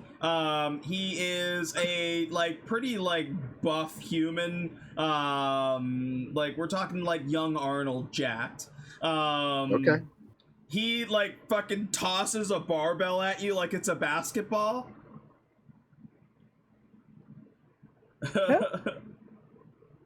You got another one? Fucking tosses another one. It's like lifts another one in his hand. He's like, now let's see if you can juggle, and like goes to throw it, but like fakes it out and like holds on to it. It's like, aha, I got you. He's like, no. You're funny. Who's this? Check this out. Check this out. Hold on. Check this out. Oh. And he pulls out the I don't have one next to my desk right now, but I pull out the kettlebell. Like, here, try this. He goes and grabs onto it, and the moment you let go of it, his whole body drops. He's like, what is this? That's Cord's kettlebell. I got it. He turned a spear that I had into this, so that I could use it to work out while I'm traveling and when I'm getting around, and I need something to work out with while I'm on the adventure. this is he gave it to me. I didn't realize that only I could lift it. He's like, I'm sorry. Hold on. Wait, but we gotta let Grok try this. Grok, get over here, man. Grok the Goliath puts the plates down. He's like, oh yeah, what can I do for you? Oh, this, and he goes to lift it, and he lifts it just a little bit, maybe a foot off the ground before he drops back down. And he's like, what the hell is this thing? Cord's kettlebell. I see that you've got a little cord in you, just a little bit. Just a little. Just a little bit. Just a little bit. I think you need to talk to me and my brothers about the joys of working out, being physical, and worshiping cord. Donnie looks over at Nerissa. He's like, who's this little fish in a big pond? Oh, this is my friend Nerissa. She is What's up? She builds things, and she's sneaky. Does she lift? Yeah. No, do you lift? She does a lot of swimming. I lift spirits. You know, that's just as important. She swims. She's active. I do She swim. swims. Okay. Of course, she's got to do it to get around, but got to fish half. But, you know, this is my friend. She came along with me because we are on a mission. We are trying to find some information. We're trying to get some information from somebody. It's hard. Okay, so here's the deal. We went to the oasis on our way back from the sea, and the oasis has this big, bright, shiny stone, and the stone gives off light, like radiant light, you know, like I do when I get all powered up because because I got that, heavenly blood stuff in me. Yeah. Anyway, no, I don't brag about it. It's just is what it is, and I like to use it whenever I need to. But anyway, so this place is it gives a radiant light that it shines. Like when we channel our powers, our paladins channel our powers and stuff. Yeah. Smart people. Yeah. So this light covers the whole area, and because it covers the whole area, the monsters of the shadows stay away. Okay. So she wants to try to build something that will do that for Merkana. Okay. Right? Yeah. Or anybody, right, Nerissa? Yeah, for anybody, because got that right. But she Yeah. seems to think that we holy types can do something to help that happen. Cast a spell. there seems to be a connection between the belief in a god. It doesn't seem to matter which god, because all sorts of different sects of holy people are able to cast these radiant spells. Whoa. Why are you talking about sex? Cover your ears if it bothers you, Brunk. Oh, sex. I'm sorry. Sects. Yes. I'm sorry. Sects. Well, I'm thinking about the warrior lady that we just finished talking to. I'm sorry. I don't blame you. She's I might have said the wrong word for the same reason. she's gorgeous. Mm-hmm. I Anyways. was distracted. I'm sorry. Okay, back on. It's track. okay. So, it seems like there's a connection between the belief in a god and the ability to cast radiance or do radiant damage. And I'm wondering if there's some way that we can harness that power in these places of worship to create some sort of shield for a larger area using some sort of conduit. like gains. Like games. Like gains. Like Yeah. So you're just harnessing the power of Mad Gains. Yeah, we're trying to harness the power of exactly. Mad Gains Okay. Yeah. Okay. to Like when you channel a good pump, protect the whole right? city. Get all swole. We're trying to make the city swole. But you need a heavy weight for a good pump. You're right. Maybe we can Like channel that, it through a like heavy Cord's weight. kettlebell, right? Am I right? Yeah, And he you holds his hand out there for a fist bump. He fist bumps back and he goes to lift it again. He's like, God, no, seriously. Brunk, I don't know. Hey, Brunk. I didn't realize that you couldn't lift it if you weren't me. I didn't know that. I'm sorry. Brunk, I gotta I go have find an my brothers idea. and see if they can lift it. And he picks it up, and I run off. Yeah, you like toss it over your shoulder. I'm gonna be like, I'll be right back. I have to catch up with Brunk really quickly. And I'm gonna Brunk, I need you to try something for me. Okay. Remember how she tried to cast a radiant spell through the crystal, but the crystal exploded? Right. That crystal had nothing to do with her belief system. Maybe that was why it exploded. Your kettlebell is integral to your belief system. Can you like channel radiance through your kettlebell? Oh no. Oh, you want me to try? Yeah. Like right now? But she called it a test. She called it a test. Yeah, if you could just So do a how are little we going test to to test it? see. You just want me to see try if to I can do it. Yeah, just cast some sort of radiance using the kettlebell. Like hold the kettlebell and like maybe think about the spell going through the kettlebell and coming out the other. I don't know. So he'll take the kettlebell in both hands. Okay. Okay. And he's trying to decide, do I cast a spell? Do I like try to cast a spell on the into the kettlebell? Or do I like do the channel divinity thing? Like, do I try to channel divinity? Like, that's, it's kind of a clerical and paladin ability. I'm trying to decide. He's like sitting here thinking really hard about this. So and he kind of shrugs, and so he's decided he's going to try both. He's going to try. Okay. He's going to try to do both. Okay. Sweet. So the first thing he's going to try to do, I'm going to like. I don't want to be pointing at somebody. Okay. Like, I don't want to do this and like. Yeah, you don't want to damage anyone. Right. So I'm going to like figure out which direction I can turn where there's nobody like in front of me. Right. And then I'm going to try casting a guiding bolt spell like into the kettlebell. And I'm like, is there like a bullseye? Like are there dartboards or anything in the Adventurers Guild? Like, if there's like those combat dummies. Yeah.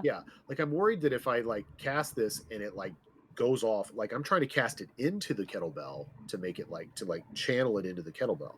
But if it goes through the kettlebell and out, I don't want to hurt. You want to aim it away from anyone that could be aimed at somebody. So yes, a dummy. I'm going to find a target dummy, like the probably one of the boxing. It's probably meant for like practicing mixed martial arts. Mixed martial arts. Yeah, whatever. So I'm going to do that and like really hard, really think about it. Like, and I'm going to like while I'm doing it, like I just start pumping while I'm doing it, just pure instinct. I'm just like because I'm sitting here thinking about the conversation. You got to be swole. You got to get gains, and that's what he's trying to do. That he's willing it, to happen. You're pumping the kettlebell. You cast a guiding bolt into the kettlebell. And it channels the energy, but it doesn't fire out the other end. Instead, you watch the kettlebell start to get that radiant glow to it, like just like fully as if it like had like a light spell on it. But you can feel the power in it still, Brunk. Like it held it, like it's holding it. Like it's holding it. Okay. Do you know what this means? It means my kettlebell is lit up like a Christmas tree. It is so lit. This is amazing. Oh my god. Okay. I think we gotta figured it out. Is this a holy artifact? I think maybe, or at the very least, I think the connection needs to be like the conduit that you use has to be specific to the belief system that you follow. Yeah. Oh my god, that's the piece that was missing when Malus blew up my crystal. Oh my gosh. Brunk, you hear a voice, you hear a very gruff voice inside your head say, "Punch the doll." Okay. like I take one fist off and just smack it, just like full on, just like where the head would be. Like your bare fist?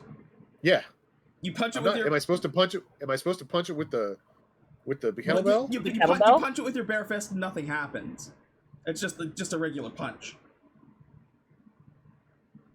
Then I'll take the kettlebell in one hand and be like, you punch it with the kettlebell, and you watch as the guiding bolt releases, and it would be it's so I'm going to allow you, Brunk, to be able to channel like spells like that, something that would normally be a ranged spell. You can channel it as a fist attack and make like an attack roll. If you hit the attack roll, then the effect goes off as if you were casting the spell.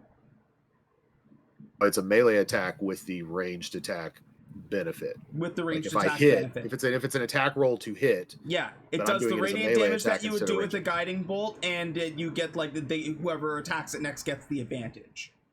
Oh, that's dangerous. That's so sick. That could be really dangerous. So sick. But it's gonna be fun. Oh, this is so exciting. So this is such a big breakthrough. We'll make a kettlebell attack on your character sheet for like if you want to do something like that. So I'm guessing that I blasted like the top of the thing off. Yeah, you punch it in the chest and like the whole thing just like explodes outwards with radiant energy. Is that what you was expecting to happen, Nerissa? It's not exactly what I was expecting, but it is in line with what I was expecting, and then so much cooler. If I punch I'm like somebody splashing in my my tank water. I'm so excited. If I punch somebody with this kettlebell, it could hurt them. It's bad real bad for them. But you said you thought it need to be something specific to the belief system of the person that's like casting the radiance. Okay, so I'm looking around the gym and I'm looking for another Cordite, like somebody I know is Donnie is still there or paladin. Is Donnie? So he saw this? Yeah, Donnie's a cleric of Cord. Okay. What's his reaction to all of this that's happening? All of it. So like it is but he couldn't lift deafening. it. So, but Donnie couldn't lift it. Couldn't lift the kettle. But does he have his own set of weights that he can try channeling? None of them have interacted like if you ask them, none of them have interacted with Cord like he has, like Brunk has. None of them have had that physical interaction like that. They don't have anything enchanted. But can they do radiant damage? Oh yeah, absolutely. Like they know radiant spells. And they believe that working out and getting swole is an integral part of their. Yes, Mad Gains gets more. Essentially, the next data set I want as like in order to like work on this idea is, does it need to be like an enchanted like artifact like what you have with the kettlebell, or since they believe that like getting mad gains and using these weights it brings them closer to God, can they channel their own? Like, is this something any cleric can channel something through? Like if they have their own set of weights that they use to get swole, can they channel some radiance through that? Sorry, repeat the question. I think where she's going with this is she's trying to. So the question now is, what is it? Does it? I mean, is at this point the question is the kettlebell? Is it like a blessed working artifact of Cord? Partly because of the interaction that I had with Cord, this kettlebell has become a, for lack of a better word, it's become a holy artifact, a holy relic of our religion. It was shaped by Cord. It was created created with Cord's But I was magic. kind of thinking that maybe somebody else of the faith would be able to use it the way I do, but if Donnie couldn't.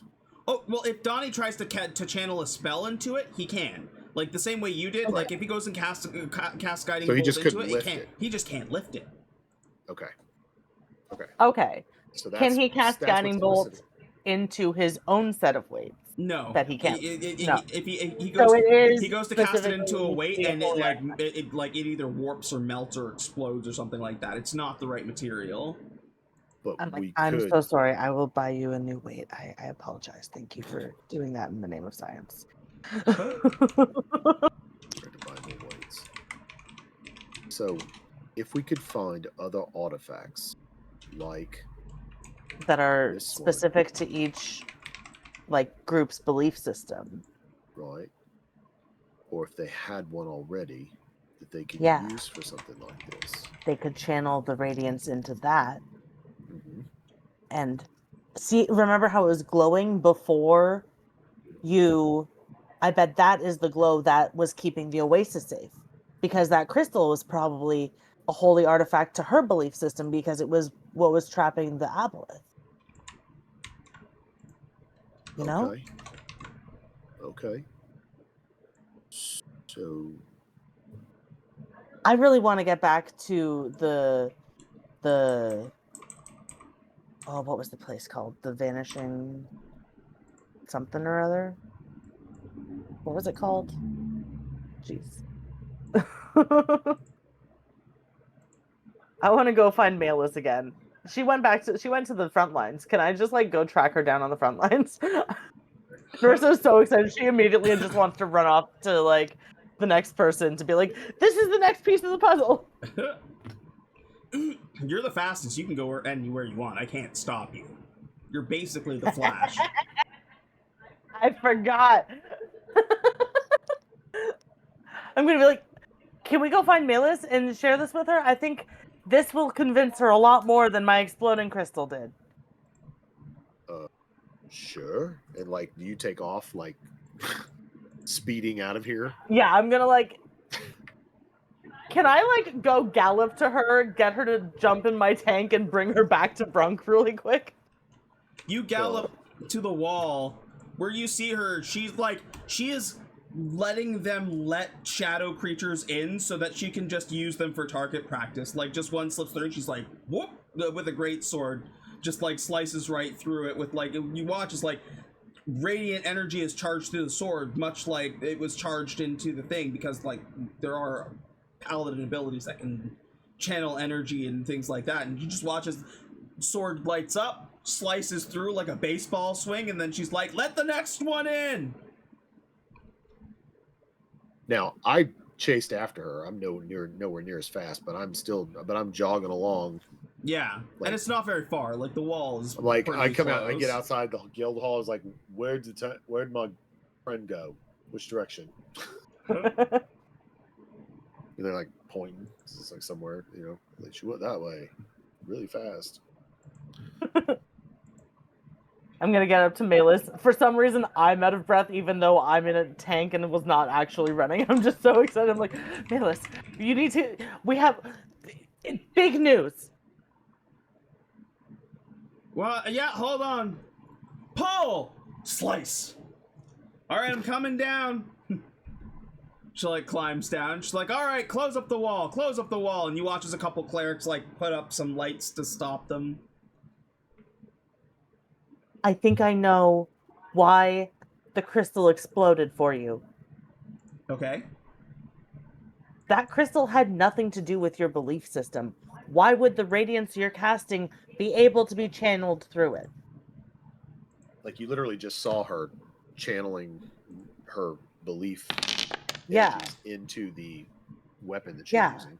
Exactly. Yeah. So if there's something that is specific to your belief system, maybe not the weapon that you're using, but like some sort of holy artifact that we think could do it. Because Brunk, hold on, where was he? Oh, I left him behind. Oh dear. Like, I forgot I'm fast. Oh. Sorry, I was really excited to get over here. Can I zip back to you and then pick you up and bring you? You come like running just past me, do a U-turn, come back by and like Scoop you up grab with me. one of my crab legs. Just like right under the knee, so you're just like, oh! Ass in the pool.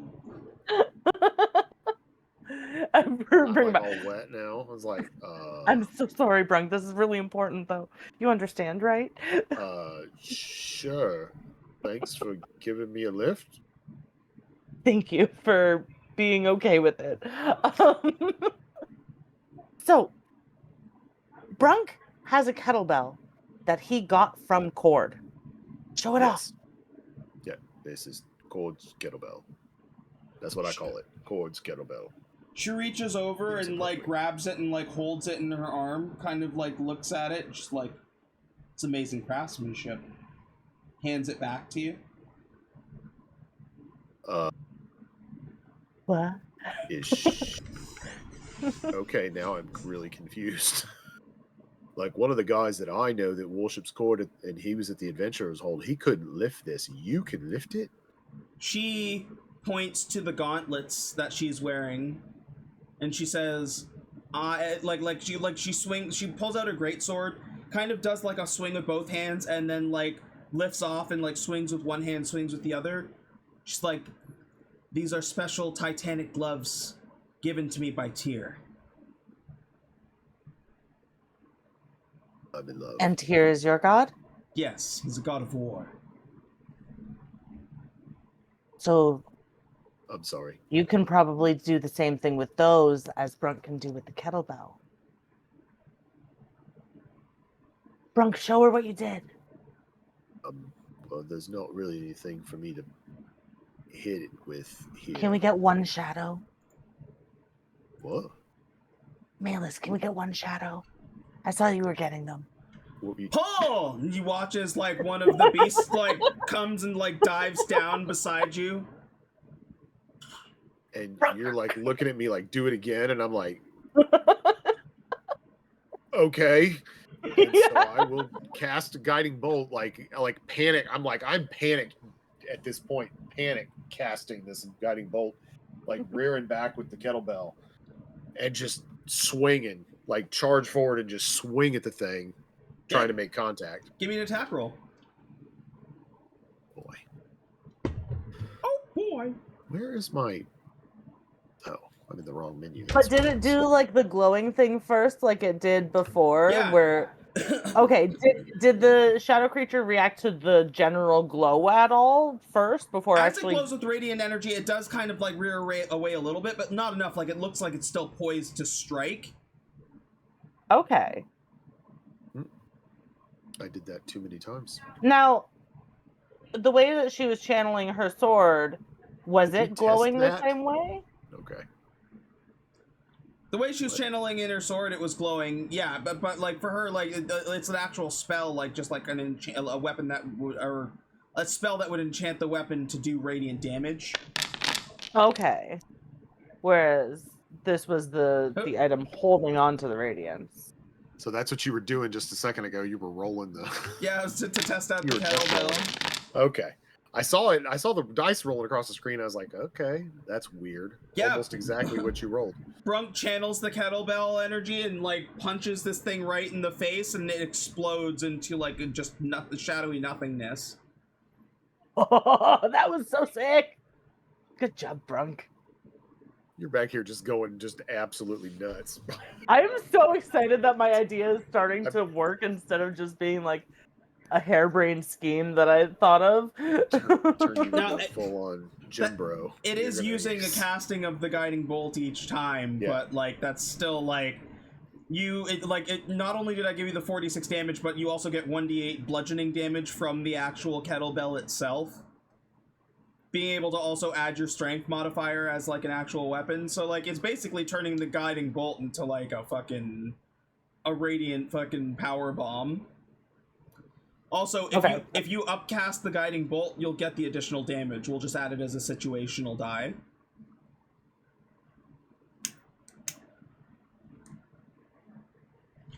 But I'm wondering if you can cast the guiding bolt into the kettlebell and have it hold onto the radiance, and just like if that can be used just as like a general shield to keep things back.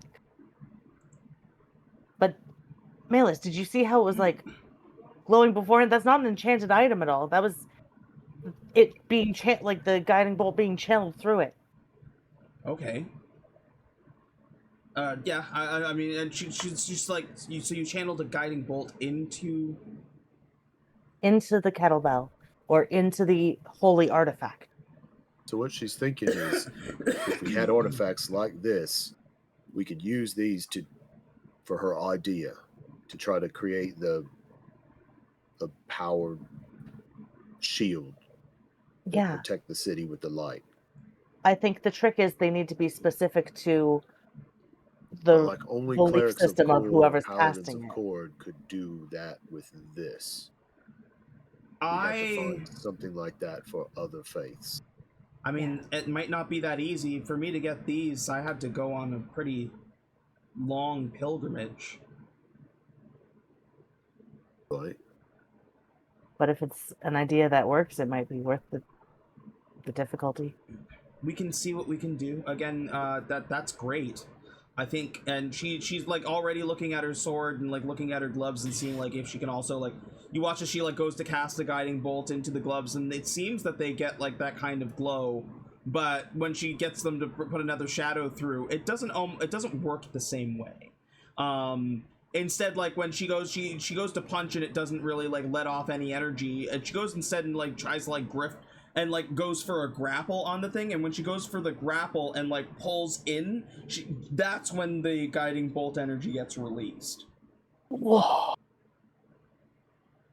That was cool. Okay. It's like, well, the channeling works, but that was different. Fascinating. So we need artifacts to be able to channel the energy through, essentially. It seems so. Okay. But once we channel that energy, how do we spread it throughout the whole city? That part I'm not sure about yet. You hear a voice from behind you, a familiar voice that you've only just recently heard, or it's Fletcher. It's Fletcher. Yeah. You hear Fletcher from behind you go, I might have a solution to that. Oh. What are you doing here? Hey, little man, where you been?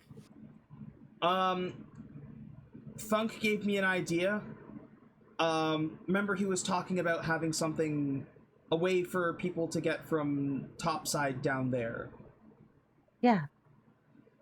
He pulls out a very large seed. And he says, he told me to plant this somewhere here. Oh. Okay. If we can find a way to grow the tree fast, not only will it have roots underground, but the leaves will have a spread across the whole city. Oh.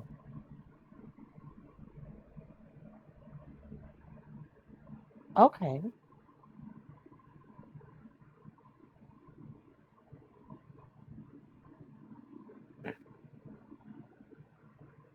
Now, do you think they'd be able to be channeled through the tree? Maybe. Depends on where we plant it. What if we planted it at the veil? Was it the veiled center? Was that what it was called? The veiled center is the Okay. like the place with all the churches. Yeah. Malus looks and she's like, what about Timora's fountain?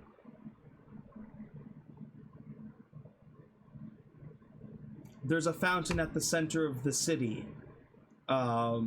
It is... we need an artifact. We need an artifact that was gifted by a god, and Timora's fountain was gifted by Timora.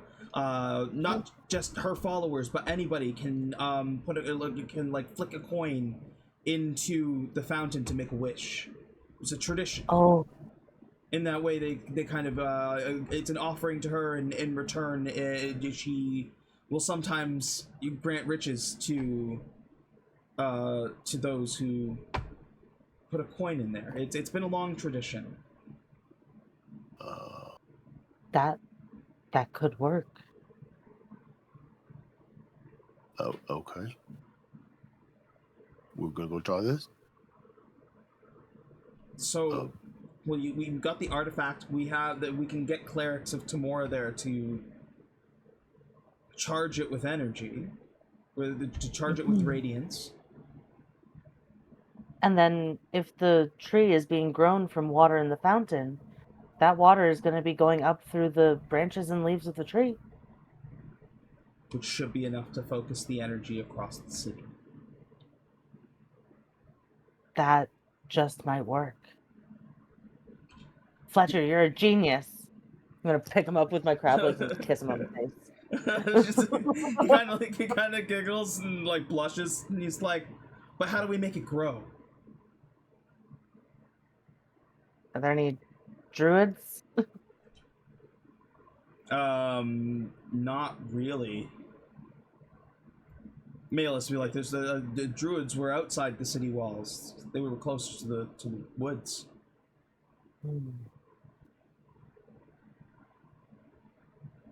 Oh crap! We're gonna have to go rescue some. We're gonna have to go rescue someone, aren't we? Just might. Okay. Well, your options are find a druid that can help to grow the plants. See if maybe one of the like the spell casting guilds has an idea or something along those lines. That could work. JC, you liked growing the mushrooms. Is there, or Jesus, you liked growing the mushrooms. Was there any growing tips you have? I'm still at the hall reading my book. Yeah. Oh yeah, Jesus is studying. I forgot. Yeah, about I'm that. not with you guys right now. He's got a firearms exam. He's got to study for. He's not with us. I have a suggestion. I'm just not with you guys to give it. Well, then in that case, instead of asking you directly, I said, Jesus was really great at growing mushrooms. Maybe he has an idea.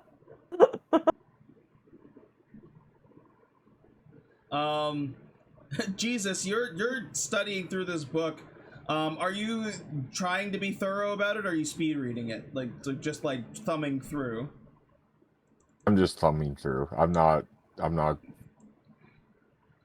Okay. It's so big. It's so big, and it's impossible to go through it. Okay, you thumb through. Meticulously. You take the test. I need you to roll a raw intelligence check. The DC is 20. So you have to roll an 18 or higher to pass your written test. Hope he studied. Oh my god!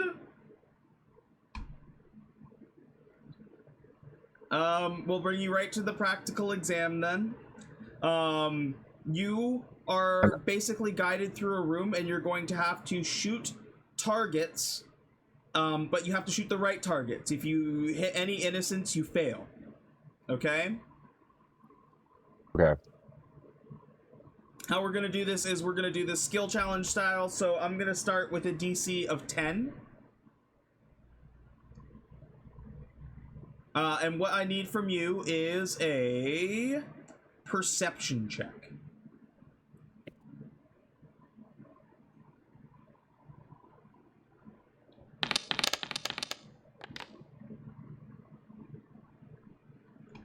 You're going through this room. You see like one of these pop-outs comes, and it's a thief with a dagger like pointed at somebody's throat. And you shoot the guy's head, just clean off.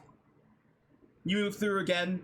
There's like a woman with like a baby carriage that you like go to point the gun, but like pull back before firing. You lean around another corner. I need another perception check from you. This time the DC is 15.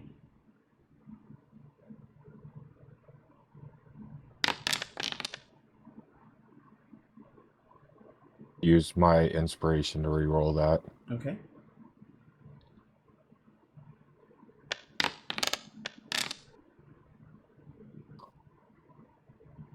Oof. What comes around the corner this time is like a version of like Santa Claus, like this universe's Santa Claus. Still like a jolly fellow, but it's just a jolly high elf that gives gifts. It was a very rich, like, old king of legend that gives gifts to especially like the needy. And it's like a cardboard cut out of him that kind of comes around the corner and goes ha ha ha before you blow his head off. At that point, the test is stopped. The Brick comes in. He's like, You killed Cram Crangle. You killed Cram Crangle. I can't let you use a gun. I'm sorry. He can't license him to use a gun. I can't license you to use a gun. That is true. I guess I'll have to study harder and practice harder and come back another day. Yeah. That's disheartening. I'm glad there weren't children watching. You almost destroyed.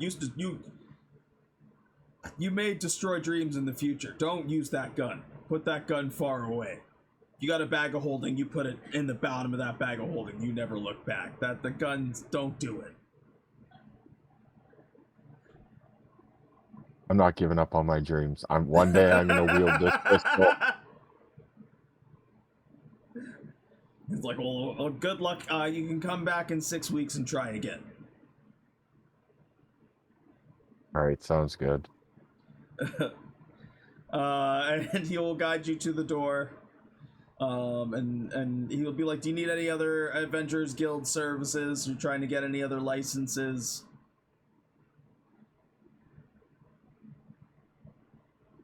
No, that's all I was interested in today. All right, well, I try to persuade him to let me do it again. Let's give me one more shot. Yeah. Before I make you roll, I need you to give me the speech. What are you saying to convince him to let you try again?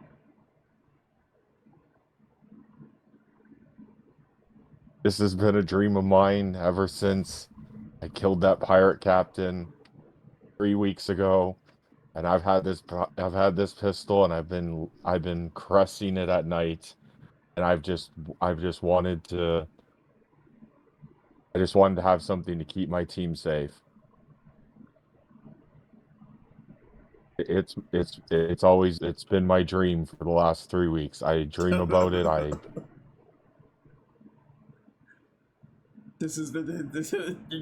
gonna throw out speeches. I had a dream. Had a dream to pull out my gun. I've got a dream. Let's break into song. All right, yeah. Go ahead. Give me a persuasion with advantage.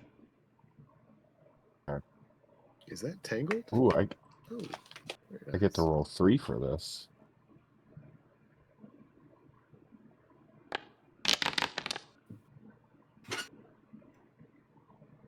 And one more.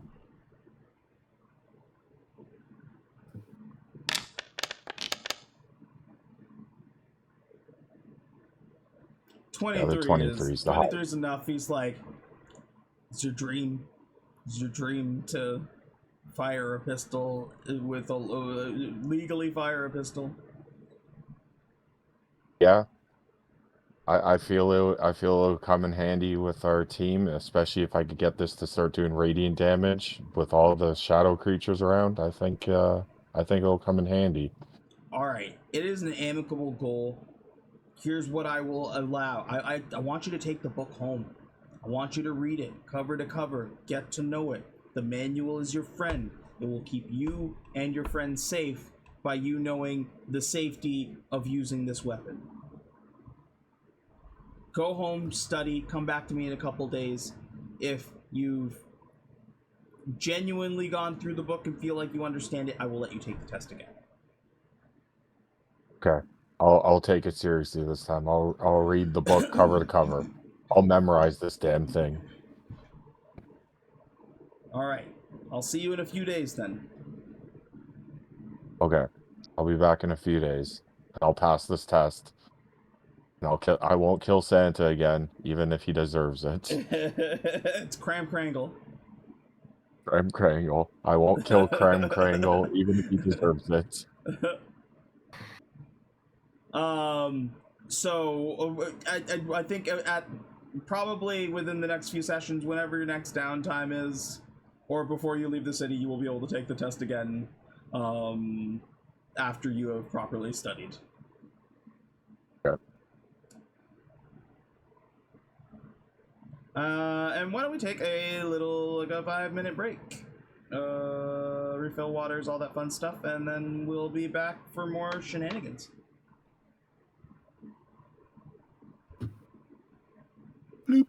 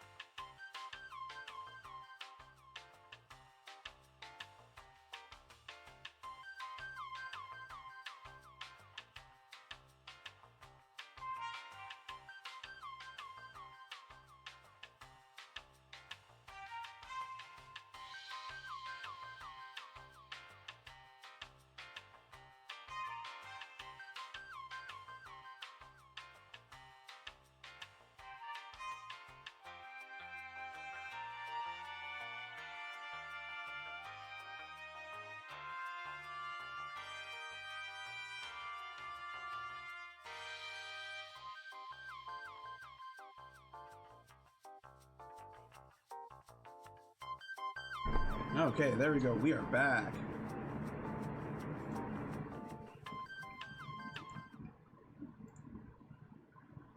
So Jesus gets through at the Adventurers Guild.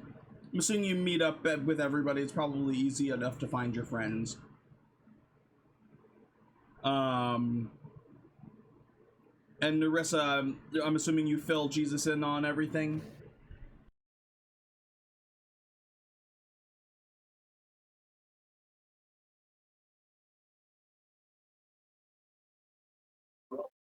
Yes, I do. After she's filled me in, can I give her the suggestion for the growing suggestion?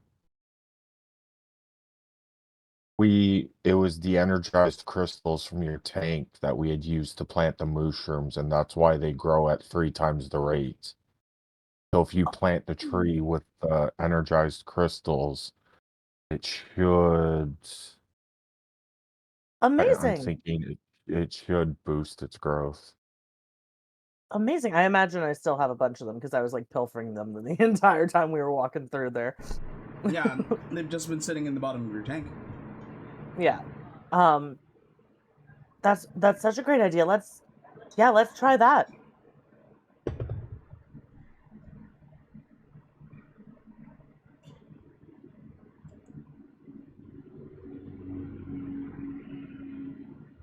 Yeah, I think that's a great idea. Let's like plant them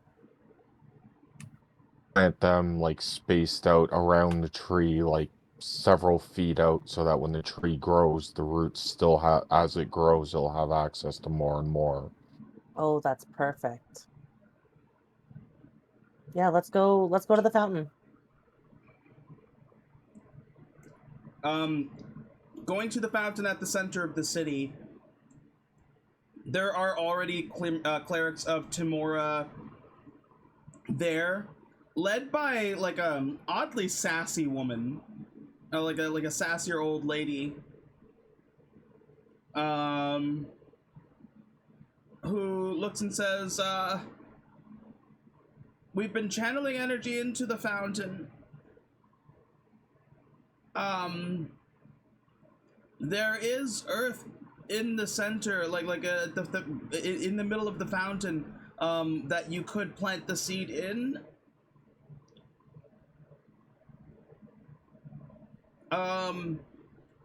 We can channel the energy and get the process started, but you will need to find a way to get the plant to grow.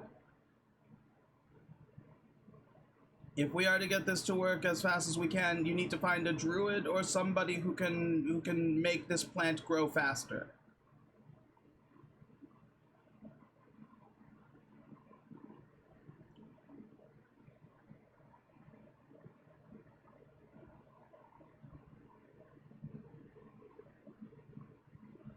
Of course. I also have these crystals which we've used with growing things on our ship that they speed up the growing as well quite a bit, which should help while we look for somebody who can cast some sort of spell.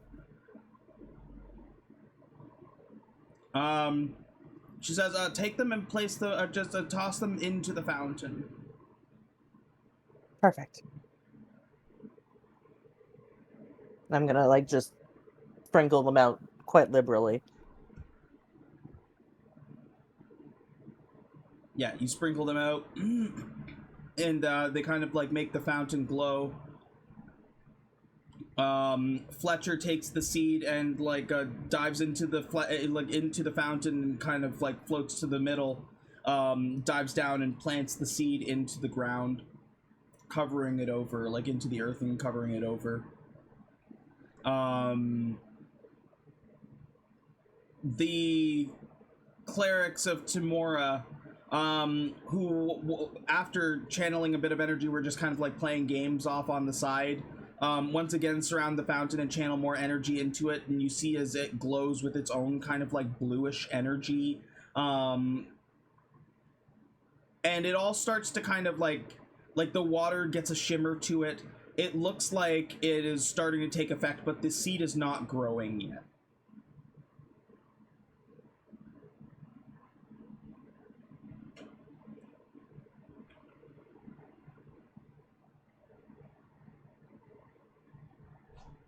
Is there like some sort of like spellcasters guild that we can go to? There's the Arcanist's Chain. There is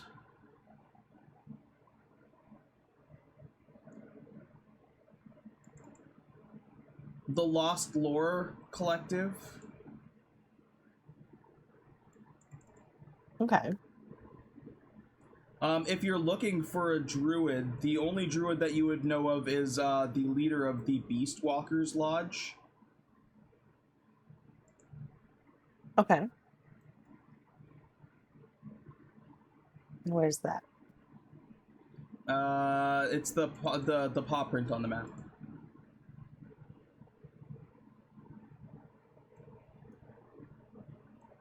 The paw print on the map? Yeah.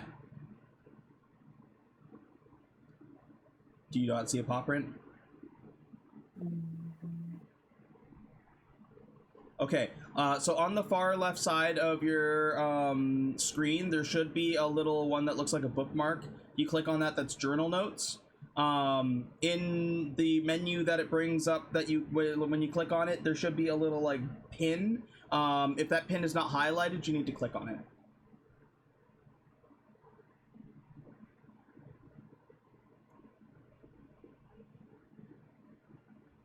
Okay. Okay, do you see the journal notes on the map now? Like the little icons? Hold on, I think I know what's wrong.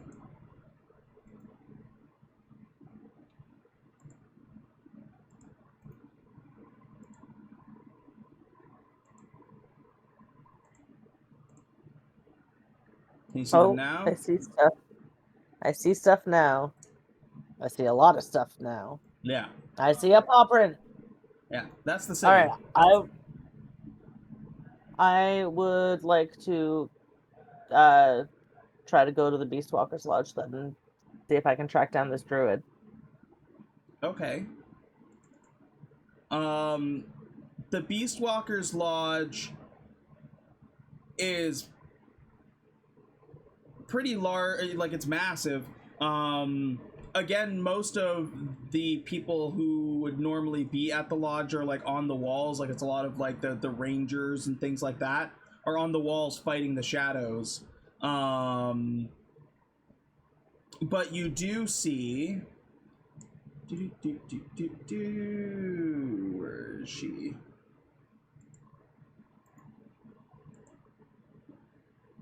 In the center of the lodge, there is a tree much smaller that doesn't grow outside of the lodge, but like seems to be maintained within. And sitting under the tree is Kessa Duvain.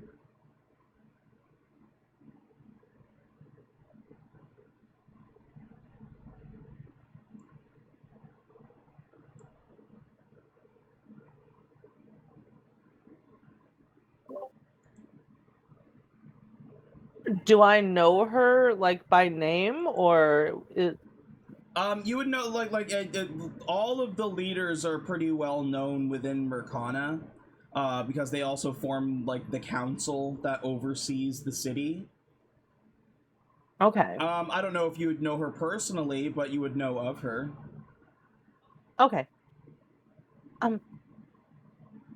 Excuse me, are you Kessa? Yes. Duvain? Yes, I am. Hi, it is wonderful to meet you. My name's Nerissa Coralstorm. I need your help. What could you need of? We need a tree to be grown as soon as possible. I can explain on the way there, but we are trying to essentially create a shield that will protect the entire city through radiant magic. You need a tree grown. Yes, we have the seed planted. I have crystals that help things grow at 3 times the speed, but even at 3 times the speed, a tree doesn't grow very quickly. But we feel like if we are pretty certain, based on the experiments we've done, that if we can get this tree to grow so that the leaves shade the city, that we'll be able to channel the radiance through the tree, and it will be able to keep the shadows out. Okay. I will call some of the beast walkers back, and we'll head to the center of the city. Can we meet you there? That would be amazing. Sure enough, with a few druids in tow, she does come back and meet up with you at the center of the city, and they start to work their own magic, casting spells of plant growth, and you watch as the seed blooms and begins to grow.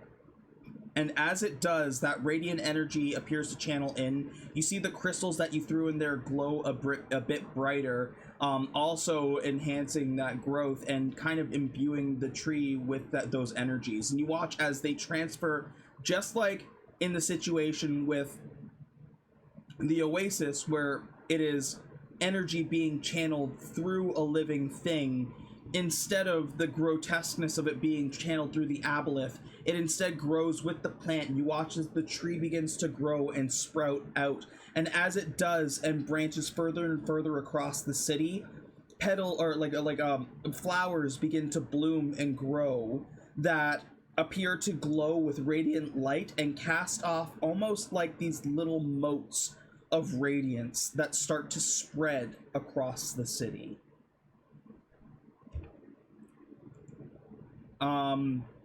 As it grows and as that light spreads, you see that it's almost like a light that starts to kind of shine up, and start to part, like parting clouds, part the shadows so that the sun begins to shine through again. And then it starts to push outward even further until it hits the edge of the city, and you watch as the maelstrom spins and starts to slow down, and you watch as it starts to collapse and fall apart as the shadows start to divide away from Merkana, and as the light shines in, they start to kind of like disperse and spread away from the city. There are raucous cheers as these shadows begin to retreat, and you can hear from the walls the collective like sighs and cheers of the city. I can't believe it worked. It worked, you guys. It worked.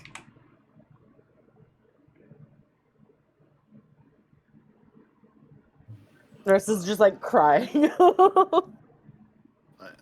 Brunk's kind of in awe of the whole thing, you know, like looking at the tree, just like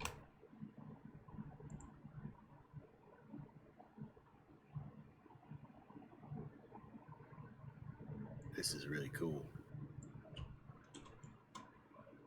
I'm gonna turn to Kessa and just thank you so much. Where's Fletcher at? We need to give him a big ass hug. Yeah. Fletcher's there, and he's also like he's crying. Kessa and the druids are weeping, just like happily and hugging each other. Kessa comes over and like brings you into a big embrace and like it just like holds you tight, and she's like, "You've saved us. You saved the city."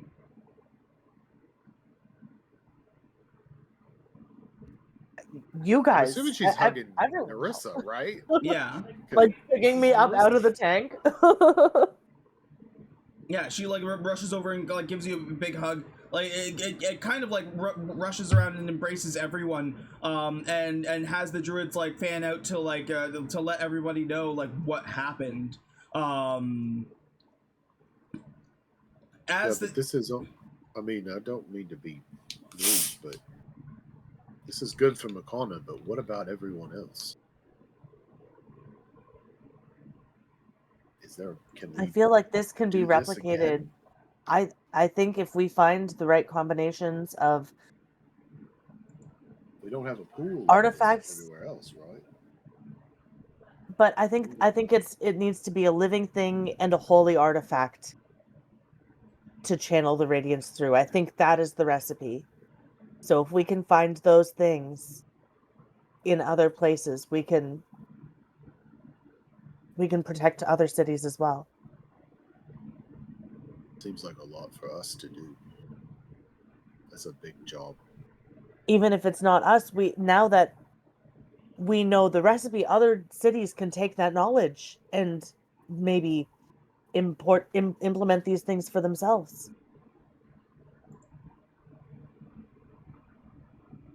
How do we tell them? How do we let them know? We've gotta get the message out as much as we can. Do we have any? We've got to protect this. This is an important secret. Whoever sent these shadows is trying to do bad things. Got to get this information to people. This plan. We got to get it to people Secretly, carefully. Carefully. Make sure that make sure it gets there. That's true. Now What that happens if they find out that? What happens when the shadow people, whoever's causing this, finds out that we can do this? I mean, they're going to find out soon. They find out Merkana is free and protected. They're going to come. Just as you say that, Nerissa, your crystal starts to ring. My communication crystal? Yeah. Oh. Do I have caller ID? Yeah, it's Rosalia. It's Rosie. I'm Where's gonna Rosie answer. at? What? She was with Torgren. Okay. You pick up the phone, and it's like a kind of like an illusory thing. Like you see her face, she sees your face, and she looks and she says, "The wall's gone. The wall? The shadow wall. It's gone." Yeah. Was that you? It was a group effort. Oh, that's so good. Okay. I take a moment to celebrate and then get back here. We have a problem. Oh, okay. She says, somebody, when the shadows fell, one of the cleaning crew members came back, describing somebody with large, menacing claws going into the woods. Oh. She says that, from the description, sounds like one of my sisters. And if she is here, then we don't have time to rest. And with that, that's where we're going to end session for tonight. That's intense. Dun, dun, dun. For anybody watching at home, join us next week to find out what happens from here. We thank you so much for tuning in. We love every single one of you. We hope you have a wonderful day, afternoon, or evening, wherever you are. And as always, power to the players. Have a great night.